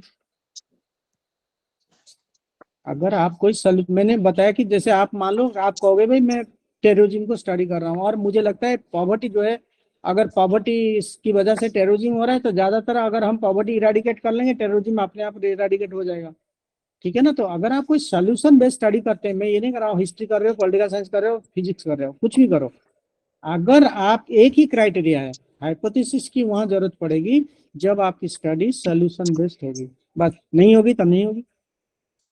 Got it? जी सर। नहीं कन्विंस आप हो रहे हो ना, मतलब खाली ऐसे कर रहे हो, मतलब आपको देखना है कि अगर आप कोई भी स्टडी प्रपोज करते हो वो सॉल्यूशन बेस्ड होनी चाहिए। अगर आपके मन में कोई जहां तक सर जो भी मतलब अब तक मैंने पढ़ा है मैं उसी के अकॉर्डिंग थोड़ा सा कंफ्यूज था। हिस्टोरिकल रिसर्च में ज्यादातर हाइपोथेसिस बनाने की आवश्यकता नहीं रहती है, क्योंकि वहां नहीं का रहती है, जो क्योंकि वो सॉल्यूशन बेस्ड नहीं होगा, सिंपल सा। ऐसा ना मान लो आप कहोगे मैं मौर्य डायनास्टी का फलाना चीज को पढ़ोगे तो अगर उसकी कोई सॉल्यूशन नहीं होगा, आप अगर उसको ट्रेस करना उसका हिस्ट्री है व हिस्टोरिकली उसको स्टडी करना चाहते हो, उसमें कोई सॉल्यूशन नहीं है तो आपको हाइपोथेसिस की जरूरत नहीं, बात खत्म। अगर किसी चीज का हिस्ट्री को आपको डॉक्यूमेंट करना है so that you can overcome the missing link, so there is no need of hypothesis। मैं शुरू से यही कह रहा हूँ कि अगर आप स्टडी कोई सॉल्यूशन बेस्ड है तो आप मतलब उसके लिए हाइपोथेसिस की जरूरत पड़ेगी। कोई जरूरत नहीं हर क्वालिटेटिव रिसर्च में हाइपोथेसिस की जरूरत हो अगर उसमें सॉल्यूशन नहीं है। सॉल्यूशन जो मैं इसीलिए आपको डिफाइन किया हाइपोथेसिस में कि hypothesis are tentative solution based research assumptions. अगर सॉल्यूशन नहीं है हाइपोथेसिस की जरूरत नहीं पड़ेगी। सर जैसे अभी आपने लास्ट में बताया कि सॉल्यूशन तो कोई ना कोई होगा ही, चाहे वो थ्योरेटिकल हो, कॉन्सेप्चुअल हो, मेथोडोलॉजिकल हो। मैं सॉल्यूशन नहीं, मैं रेलेवेंस बता रहा हूँ। Solution is different from relevance. मैं आपको रेलेवेंस बता रहा हूँ, थियोरेटिकली रेलेवेंस हो सकता है, कॉन्सेप्चुअली रेलेवेंस हो सकता है, methodologically relevance, they can not be solution. Relevance अलग चीज है, सॉल्यूशन अलग चीज है। रेलेवेंस का मतलब उससे क्या बेनिफिट एग्जैक्टली होगा, सॉल्यूशन का मतलब कोई प्रॉब्लम है उसकी सॉल्यूशन आप ढूंढ रहे हो। कोविड मान लो एक प्रॉब्लम है, उस कोविड वैक्सीन उसकी सॉल्यूशन है, ठीक है ना। बट कोविड को रिसर्च करने से आपको कोई थियोरेटिकली आपको कोई गेन होने वाला है, कोई मेथोडोलॉजिकली होने वाला है, कोई कॉन्सेप्चुअली, वो एक अलग चीज है। आप दोनों चीज की फर्क सोचो कि भाई एक सॉल्यूशन बेस्ड स्टडी है, एक रेलेवेंस वाला है। थ्योरी ऐसा ना, थियोरेटिकली आप किसी चीज को मॉडिफाई करते हो उसकी रेलेवेंस होगा, उसका सॉल्यूशन। थियोरेटिकली आप किसी चीज का कोई सॉल्यूशन नहीं कर रहे हो। सॉल्यूशन इज बेसिकली मतलब मैंने बताया कि जैसे कोई गवर्नमेंट की पॉलिसी है, मान लो आपको लगता है अनपढ़ लोग जो है मतलब illiteracy leads to over population, मान लो मैं कहूंगा illiteracy leads to over population, ये एक सॉल्यूशन है भाई, ठीक है। लोगों को पढ़ा लिखा करोगे तो पॉपुलेशन कम हो जाएगा, ठीक है ना। तो so there is a linkage between. या मैं कहूंगा फास्ट फूड खाने से ज्यादातर आजकल लोगों को टाइम नहीं मिलता, तो घर में कम खाना बनाते हैं। आजकल स्विगी जोमेटो पॉपुलर हो रहे हैं, सब कोई आजकल देखोगे शाम को हर कोई जो स्विगी जोमेटो से खाना बनाते हैं, तो ज्यादा लोग खाना ये फास्ट फूड खाते हैं, उनकी तबीयत खराब हो रहा है, वो मोटापा बढ़ रहा है। Is there any relationship between the fast food technology, fast food and obesity? क्या उसमें कोई रिलेशनशिप है? टेक्नोलॉजी होने से स्विगी जोमेटो आ गया। अगर आपको पहले घर में कोई कहता था जाके दुकान से लेके आओ, तो आप कहते अरे कौन जा रहा है, मैं तो थक चुका हूँ। अभी वो ऑप्शन भी आप नहीं कर सकते हो। You got my point? जी जी बस आप स्विगी जोमेटो ऑनलाइन पेमेंट करो, वो आके घर दे जा रहे हैं। आपको ये बहाना मारने की भी मौका नहीं है कि नहीं मैं जा नहीं सकता, मैं थक गया हूँ। सो टेक्नोलॉजी, फास्ट फूड और ओबेसिटी में रिलेशनशिप है। So if your studies like this, तो यू डेवलप ए हाइपोथेसिस। मैंने पहले क्लियर कर चुका हूँ, हर स्टडी के लिए, हर प्रकार की स्टडी के लिए हाइपोथेसिस की जरूरत नहीं है if they are not solution based. जी सर, थैंक यू सर। ठीक है, तो सर मेरा एक क्वेश्चन है। हाँ बताइए सर मेरा भी प्रश्न है एक। सर हिस्टोरिकल रिसर्च है, हिस्टोरिकल रिसर्च जो कि वो क्वालिटेटिव रिसर्च है, तो इंटरनल क्रिटिसिज्म और एक्सटर्नल क्रिटिसिज्म क्या सॉल्यूशन बेस्ड है या नहीं है, इसका क्या महत्व है, मतलब इसका रेलेवेंस क्या है? देखिए, हिस्ट्री में आप अलग अलग मेथड्स यूज कर सकते हैं। इंटरनल क्रिटिसिज्म का मतलब आप क्या समझ रहे हो? आपकी हिस्ट्री के अंदर जो लोग बाकी हिस्टोरियन आपको क्रिटिसाइज कर रहे हैं। How do you define internal criticism? जानना चाहता हूं कि इंटरनल क्रिटिसिज्म और एक्सटर्नल क्रिटिसिज्म का रेलेवेंस क्या है सर इसमें, रिसर्च में क्या ये सॉल्यूशन बेस है या नहीं है? मैं इसकी अगर मुझे जानकारी हो तो मैं आपसे क्वेश्चन क्यों पूछता सर? नहीं, मैं कुछ और कह रहा हूँ, आप कुछ और समझ रहे हो। जैसे एनसीईआरटी गवर्नमेंट जो है अभी हिस्ट्री बुक चेंज कर रहा है, ठीक है जी। गवर्नमेंट जो है अभी सिलेबस वगैरह हिस्ट्री बुक चेंज कर रहा है। मीडिएवल हिस्ट्री को लोगों का इंटरनल जो आप कह रहे हो इंटरनल क्रिटिसिज्म है कि जो इंडिया में जितने सारे हिस्टोरियन है, कुछ लोग लेफ्टिस्ट है, कुछ लोग राइटिस्ट है, कुछ लोग सेंट्रिस्ट है, तो ये लोग उसको अलग प्रकार से देख रहे हैं। ठीक है, जो राइटिस्ट है वो अलग प्रकार चीजों को देख रहे हैं, जो लेफ्टिस्ट है वो अलग प्रकार से देख रहे हैं, जो सेंट्रिस्ट है वो अलग प्रकार से देख रहे हैं। ठीक है, तो दिस यू कैन कि भाई वो कहते हैं कि मुगल पीरियड को क्यों छोड़ दे, ठीक है ना। तो सर जो डाटा इंटरप्रिटेशन किया जाता है हिस्टोरिक क्वालिटेटिव रिसर्च में, तो वो उसके दो तरीके माने जाते हैं, एक इंटरनल क्रिटिसिज्म, एक एक्सटर्नल। तो इंटरनल क्रिटिसिज्म किस प्रकार से ये सॉल्यूशन बेस्ड है या नहीं, मैं ये जानना चाहता हूँ। क्या ये रेलिवेंस पे आधारित है कि सॉल्यूशन बेस्ड है? जैसे मेरे दिमाग में तो अभी तक ये था कि हाँ हम सॉल्यूशन दे रहे हैं, आपके अकॉर्डिंग जैसे लग रहा है कि क्वालिटेटिव रिसर्च, क्या इन दोनों में गैप है? मैं ये क्लियरली जानना चाहता हूँ सर। देखिए, सॉल्यूशन जो है ये डिपेंड कर रहा है कि आप उसको कैसे देखते हो, सॉल्यूशन को कैसे देखते हो। अगर आप कोई एक होता है, कोई मान लो मैं कहूँगा पॉलिटिकल सॉल्यूशन, मैं कहूँगा इकोनॉमिक सॉल्यूशन, मैं कहूँगा नॉलेज सॉल्यूशन, ऐसा ना सॉल्यूशन भी आपके ऊपर डिपेंड कर रहा है कि आप उसको कैसे ले रहे हो। अगर हम सोचेंगे कि ये एक नॉलेज गैप है कि हम क्यों मीडिएवल हिस्ट्री को पढ़ें या मॉडर्न हिस्ट्री को पढ़ें या एंशिएंट हिस्ट्री को पढ़ें, ये अगर आप नॉलेज को एक मतलब गैप करके समझ रहे हो तो वो दैट कैन बी सॉल्यूशन, समझ रहे हैं। तो इसीलिए मतलब आप एग्री करते हो कि ठीक है, नहीं हमें एंशिएंट इंडिया पढ़ना चाहिए, मिडिवल इंडिया पढ़ना चाहिए, मॉडर्न इंडिया पढ़ना चाहिए। या कुछ लोग कहते हैं कि इंडिया हिस्ट्री जो है बहुत सारे गांधी फैमिली, नेशनल जो फ्रीडम फाइटर उनको हम लोग जानते हैं, जो लोकल जो सबल्टन फ्रीडम फाइटर है उनको हम जानते नहीं है। तो अगर आप ये भी उस हिसाब से देखोगे, this can be knowledge gap for which you can think of A solution. तो ये आपके ऊपर डिपेंड कर रहा है कि आप सॉल्यूशन को किस तरह इंटरप्रेट करते हैं। वो नॉलेज के हिसाब से इंटरप्रेट करते हैं या प्रैक्टिकल पॉलिसी कंट्रीब्यूशन के हिसाब से इंटरप्रेट कर रहे हैं। अगर आप नॉलेज के हिसाब से कर रहे हैं तो जो आप कह रहे हो वो सॉल्यूशन भी हो सकता है, ठीक है ना। ये आपके ऊपर scholar, this is dependent on you how you interpret the solution. मैं कहूँगा सारे स्टूडेंट्स का ये अधिकार है कि वो इंडिया का हिस्ट्री को अच्छे से जाने, प्रॉपरली जाने, खाली ये नहीं नेशनल फिगर को जाने। बहुत सारे स्टेट से, बहुत सारे कबीला है, बहुत सारे ट्राइब से, जहाँ पे बहुत सारे फ्रीडम फाइटर है जिनको अभी भी हम नहीं जानते हैं, ठीक है। तो ये अगर आप उस हिसाब से देखोगे तो this can be knowledge solution. पहले से नॉलेज गैप है और इस नॉलेज गैप को ब्रीच करना हमारी एफर्ट्स होनी चाहिए। So we should know every freedom fighters contribution. तो इसीलिए ये सारे चीज मतलब ये मतलब गवर्नमेंट के हिसाब से पॉलिसी का कंट्रीब्यूशन को हम पॉलिसी सॉल्यूशन मानते हैं, स्कॉलर्स के हिसाब से देखोगे नॉलेज की गैप को हम सॉल्यूशन मानते हैं। तो it is all dependent on you whether you look from the perspective of the government or perspective of a scholar, ठीक है। Anyway, अभी अगर हम यही डिस्कशन करेंगे तो फिर आगे हम नहीं जा पाएंगे, ठीक है ना। हमारी टाइम लिमिट है, मानो 1.5 घंटा में हमें पूरा चीज कवर करना है। अगर टाइम है continue sir, please go ahead sir. हाँ ठीक है। तो जो जो आप स्टडी प्रपोज करते हैं तो it can be theoretically relevant, it can be conceptually relevant, it can be methodological relevant, it can be policy relevant. और जब मैं पॉलिसी की बात कर रहा हूँ, basically I am talking of the government policy. ठीक है, गवर्नमेंट ने जो जो पॉलिसी बनाया है उसमें बहुत सारे लिमिटेशन हो सकता है, बहुत सारी शॉर्टकमिंग्स हो सकता है। तो क्या कोई गवर्नमेंट की पॉलिसी को आप स्टडी करना चाहते हो, उसका कोई लूप होल्स बता रहे हो और उसका कोई शॉर्टकमिंग्स बता रहे हो, are you thinking of a new policy? तो what is your policy contribution that you must mention. ठीक है, ये हो गया आपकी पॉलिसी रेलिवेंस। नेक्स्ट इज मतलब basically it is all about your relevance of the study. Next is your tentative chapterization. Next is your tentative chapterization. Please mute कर दें Ratul Saikia, mute कर दें अपने आप को। So next is your tentative chapterization. There are two things here you have to keep in mind. One is about tentative, the other is chapterization, right? So when you propose any study, so you should have a clear-cut idea about the likely output of your study. आपका जब study हो जाएगा वो कैसे दिखेगा, वो आप tentative chapterization के द्वारा बताते हो कि मेरा 6 चैप्टर होगा, पहला चैप्टर में ये होगा, सेकेंड में ये होगा, third chapter will say this, fourth chapter will deal with this. So you give a tentative idea of the exact product which will be there once you conduct the research. ठीक है, tentative इसीलिए है क्योंकि अभी आपने research किया नहीं, you have done the preliminary work. Once you go to the field, meet with the universe or meet with the people whom you are studying, so there may be a possibility that your chapter may be reduced to 5, maybe increased to 7 or 8. So it all depends. तो research जो है बिल्कुल मतलब कोई fix नहीं है। जैसे अभी भी हम लोग कॉन्टिनेंट का डिस्कवरी कर रहे हैं, अभी भी हम लोग प्लैनेट की डिस्कवरी कर रहे हैं, अभी भी हम लोग सोलर सिस्टम की discovery. So knowledge is not finite, it is infinite.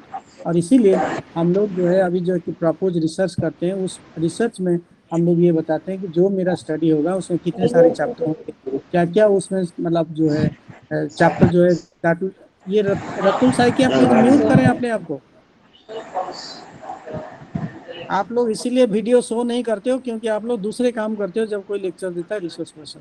बहुत सारे लोग ऐसे करते हैं। सर स्टडी रेलिवेंस के बाद कहाँ जाएंगे?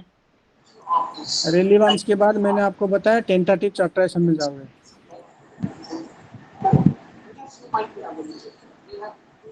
सर मेरा एक प्रश्न था ICSSR से संबंधित। आप ऐसा करते हैं, पहले मैं ये खत्म कर दूं, then I will take some questions. ठीक है, नहीं तो फिर हमारी हो नहीं पाएगा बस। Okay sir.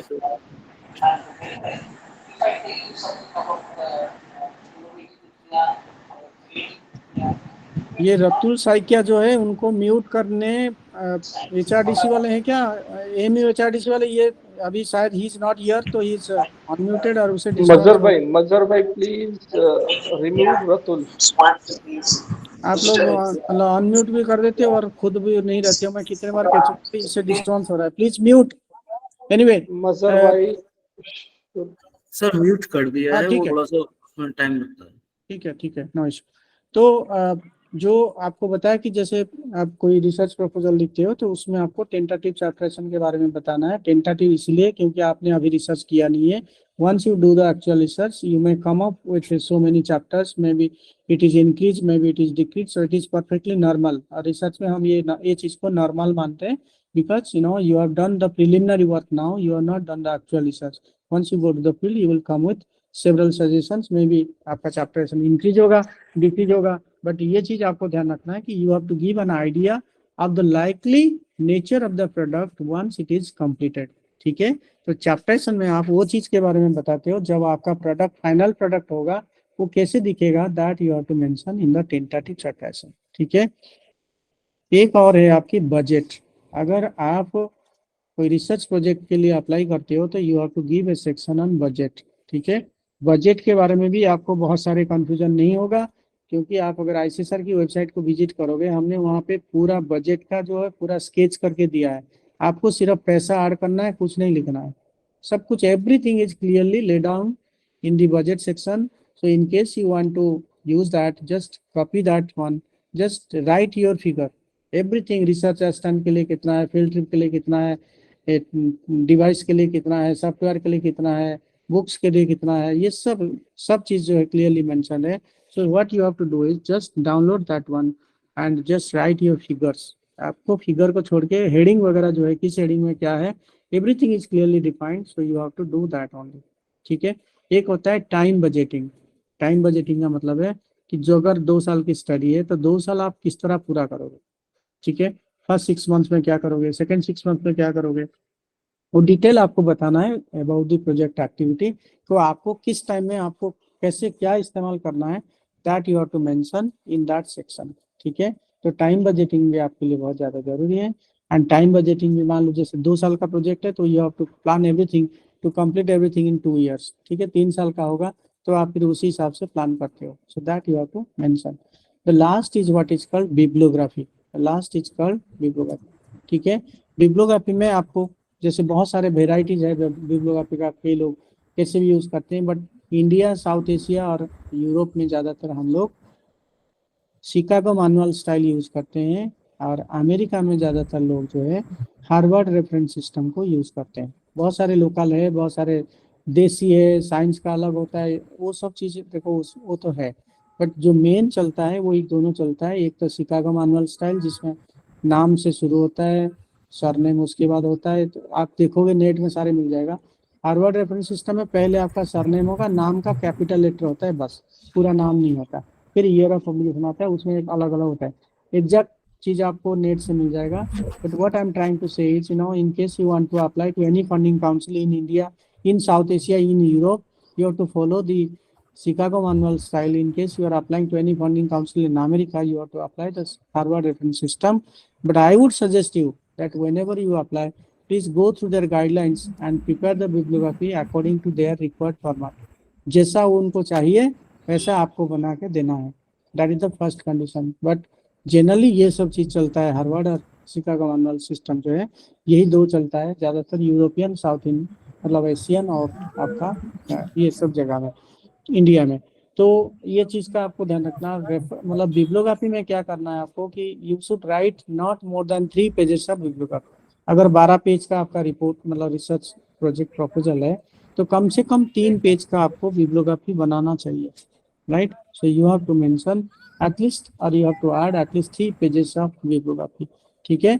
तो बिब्लियोग्राफी देने से 2-3 चीज के बारे में जो एक्सपर्ट लोग हैं उनको पता चलता है। फर्स्ट, उस एरिया में क्या कुछ काम हुआ है, क्या कुछ नहीं है, ये पता चलता है। When they go through your literature, they will come to know that what has been done and what has not been done। ठीक है। ये चीज का पता चलता है। दूसरा पता चलता है अगर वो लोग, क्योंकि मैंने बताया वो लोग आपकी एरिया का है इसीलिए उनको पता है कि क्या काम हुआ है क्या नहीं है। अगर आपने मेंशन नहीं किया तो उनको पता चलेगा इस काम को आपने मेंशन नहीं किया, so that will your limitations. आपको पता नहीं है इसीलिए आपने मेंशन नहीं किया। तो कोई बहुत इंपॉर्टेंट काम होगा जिसको आप मेंशन नहीं करते हो तो उससे वो आइडिया लगाते हैं कि आपको इसके बारे में नहीं पता है। ठीक है। तीसरा, अगर मतलब ये चीज भी पता चलता है कि उसमें कितने अर्जेंसी है, आपके काम की कितने अर्जेंसी है, how it is going to add another literature in that area. तो उस बेसिस पे भी वो डिसाइड करते हैं कि नहीं आपकी एरिया बहुत अच्छा है, अगर उसको हम इनकरेज करते हैं तो that will add a new literature in that area. तो बिब्लियोग्राफी देने से बहुत सारी चीज़ों के बारे में एक्सपर्ट लोगों को पता चलता है, और इससे ये भी पता चलता है उस एरिया में क्या क्या काम हुआ है और क्या काम और होने की ज़रूरत है, और क्या चीज़ आपको पता है क्या चीज़ आपको पता नहीं है। ठीक है। अगर ये सब चीज़ों का ध्यान आप करते हो, right from the title of the research proposal to bibliography, मुझे नहीं लगता आपको किसी भी प्रकार का कोई प्रॉब्लम हो सकता है। और सारे चीज़ों को आपको कोशिश करना है बहुत ही सिस्टमेटिक और बहुत ही लॉजिकल वे में करना है। 2 चीज़ मैं कह के अपना लेक्चर यहीं पे ख़त्म करूँगा। फर्स्ट है कि रिसर्च प्रपोजल लिखना बहुत ही टिकलिश, बहुत ही कम्प्रहेंसिव और बहुत ही टाइम टेकिंग प्रोसेस है। ठीक है। It's a very complex process, it's a very time taking process. अगर आप ये सोचते हो कि एडवर्टाइजमेंट पहले होगा फिर बाद में हम रिसर्च प्रपोजल लिखेंगे, that is the wrong method. ठीक है। जब भी आपको किसी टॉपिक को लेकर कोई रिसर्च करने की मन करे तो आप उसी टाइम से उसके ऊपर काम करना शुरू करो। अपनी you show it to your colleagues, you show it to your mentors, refine it, modify it, reformulate it, so that is the best way you can do, and whenever there is an advertisement you can apply। ठीक है। आप ये कहोगे नहीं पहले ऐसे sir advertisement करें तब जाके मैं रिसर्च प्रपोजल लिखूंगा, you don't have the time. ठीक है। तो वो आपको प्रॉपर टाइम नहीं मिलेगा वो सब चीज़ों को करने के लिए। So best is you formulate the research proposal whenever you think that you can do some research in that particular area, show it to your mentors, show it to your colleagues, refine करो, modify करो, उसको फिर दोबारा बनाओ। ठीक है, ये अच्छे तरीका होता है रिसर्च प्रपोजल लिखने का। दूसरा जो चीज आपको बताने जा रहा हूँ वो है कि आप लोग अपने आप को लकी मानो कि आपको रिसर्च करने की अपॉर्चुनिटी मिला है। ठीक है, जब हम 10th में पढ़ते हैं, अगर 100 बच्चे 10th में पढ़ते हैं तो सिर्फ 30 बच्चे जो है स्कूल तक आ पाते हैं, 10 बच्चे मास्टर्स करते हैं, लेस देन 1% जो है PhD करते हैं। ठीक है, रिसर्च करते हैं, लेस देन 1% जो इंडिया में रिसर्च करते हैं। तो इसीलिए आप लकी हो क्योंकि आप उस लेस देन 1% में हो। तो अगर आप रिसर्च करते हो, ये सोच के रिसर्च मत करो कि आप रिसर्च करोगे तो आपको API पॉइंट मिल जाएगा, ये हो जाएगा प्रमोशन, वो सब आपका होना है। आप जब करोगे तो वो तो देखो ऑटोमेटिकली ऐड होगा। पर जब भी आप रिसर्च करते हो, अगर आप ये सोच के करोगे कि मेरा रिसर्च फाइंडिंग से मेरा तो भला हो रहा है, उसको छोड़ के और किसका भला हो रहा है, ये अगर सोचोगे तो आपका स्टडी कभी भी बेकार नहीं जाएगा। मैंने कहा थियोरेटिकली आप काम कर सकते हो, कंसेप्चुअली काम कर सकते हो, मेथोडोलॉजिकली कर सकते हो, पॉलिसी एरिया में काम कर सकते हो, ये आपकी मर्जी है किस एरिया में काम करते हो। बट जो भी कोई काम करोगे तो बेसिकली आपका ये टारगेट होना चाहिए, ये पर्पस होना चाहिए, ऑब्जेक्टिव होना चाहिए कि मेरा तो भला हो रहा है, उससे मेरा देश का भला हो रहा है, मेरा कंट्री का भला हो रहा है, मेरा स्टेट का भला हो रहा है, मेरा कम्युनिटी का भला हो रहा है, पूरा पूरा मानव जाति का भला हो रहा है। किसी ने व्हाट्सएप के बारे में सोचा था, आप उसका यूज कर रहे हो, किसी ने जूम के बारे में सोचा था, आप उसकी इस्तेमाल करके पूरा कोविड में क्लास लिया, गूगल मीट के बारे में। तो everybody has contributed something for which we are blessed with, we are using it. इसीलिए जो रिसर्च आप करते हो ये सोच के अगर करोगे कि आपका जो स्टडी होगा उससे आपको तो बेनिफिट होगा, किसी और को भी भला होगा, तो आपका प्रोजेक्ट रिसर्च प्रपोजल कभी भी आपका रिजेक्ट नहीं होगा। अच्छे इंटेंशन से जो काम करोगे, अच्छे टिप्स के साथ करोगे तो आपका प्रॉब्लम नहीं होगा। ठीक है, थैंक यू वेरी मच। अगर आपको कुछ पूछना है 1 by 1 पूछिए, हमारे पास अभी 15 मिनट है। Thank you sir. Thank you sir. Phone number है, ईमेल भेज थैंक यू सर। आप सिर्फ मेरा लेक्चर से रिलेटेड चीज पूछिए, किसी को कोई पर्सनल प्रॉब्लम हो वो सब चीज हम टाइम वेस्ट नहीं करेंगे। अगर मैंने दो चीज दोनों सेशन में दिया, फर्स्ट सेशन में, सेकंड सेशन में, पहले आपको लगा ये कोई यूजफुल है? Sir I have a question. बताइए सर। बताइए प्रतिमा जी बताइए। हाँ sir, what is difference between relevance of study and significance of study? Relevance और सिग्निफिकेंस दोनों सेम है, खाली नाम यूज करते हैं, हम कहते हैं स्टडी बैकग्राउंड, रिसर्च कॉन्टेक्स्ट, दोनों सेम है। जी जी जी, वो दोनों सेम है, कोई कैसा भी कहे तो उससे बात तो सेम है। Okay thank you sir. Sir मेरा ICSSR से संबंधित हाँ प्रश्न है। बताइए सर ये जैसे ICSSR में जब आप अपना यूजर आईडी और पासवर्ड बना करके आप लॉगिन करते हैं तो विभिन्न उसमें सेगमेंट देता है आप सेमिनार के लिए, लेकिन सर हिंदी में वो प्रपोजल नहीं लेते हैं सर। हिंदी की अगर आप मंगल पे भी डालते हैं नहीं, हिंदी में प्रपोजल एक्सेप्टेड है, दोनों गाइडलाइन में ICSR का यही लिखा है, proposal can be submitted either in Hindi और इन इंग्लिश। सर लेकिन उसको डालते हैं मंगल पे सर तो ब्लॉक करके आता है, फिर प्रिंट आउट आता नहीं है। प्रपोजल नहीं, मैं समझ गया, प्रपोजल का जो फॉर्मेट है वो हिंदी कंपैटिबल नहीं होगा। जी जी जी तो आप एक पुष्कर, मिस्टर पुष्कर करके हैं ICSR का, तो आप उनको ईमेल करिए कि I am submitting that in Hindi, it is not accepting, so please do the needful. वो फिर आपको उसका सोल्यूशन बताएंगे। अच्छा ओके सर, धन्यवाद sir. Sir I have a question sir, I have a question sir. Sir आप हाइपोथेसिस के बाद भी क्वेश्चन के बारे में आप दोबारा बता दीजिए सर। क्या बताऊं दोबारा? रिसर्च क्वेश्चन के बारे में सर, हाइपोथेसिस के बाद आप बताया था वो दोबारा बता दीजिए सर। मेरा लेक्चर अगर रिकॉर्ड हुआ होगा तो आप उसको दोबारा ले लो, सुन लो, कोई खास दोनों में डिफरेंस नहीं है। एक सॉल्यूशन बेस्ड है, एक क्यूरियोसिटी बेस्ड है।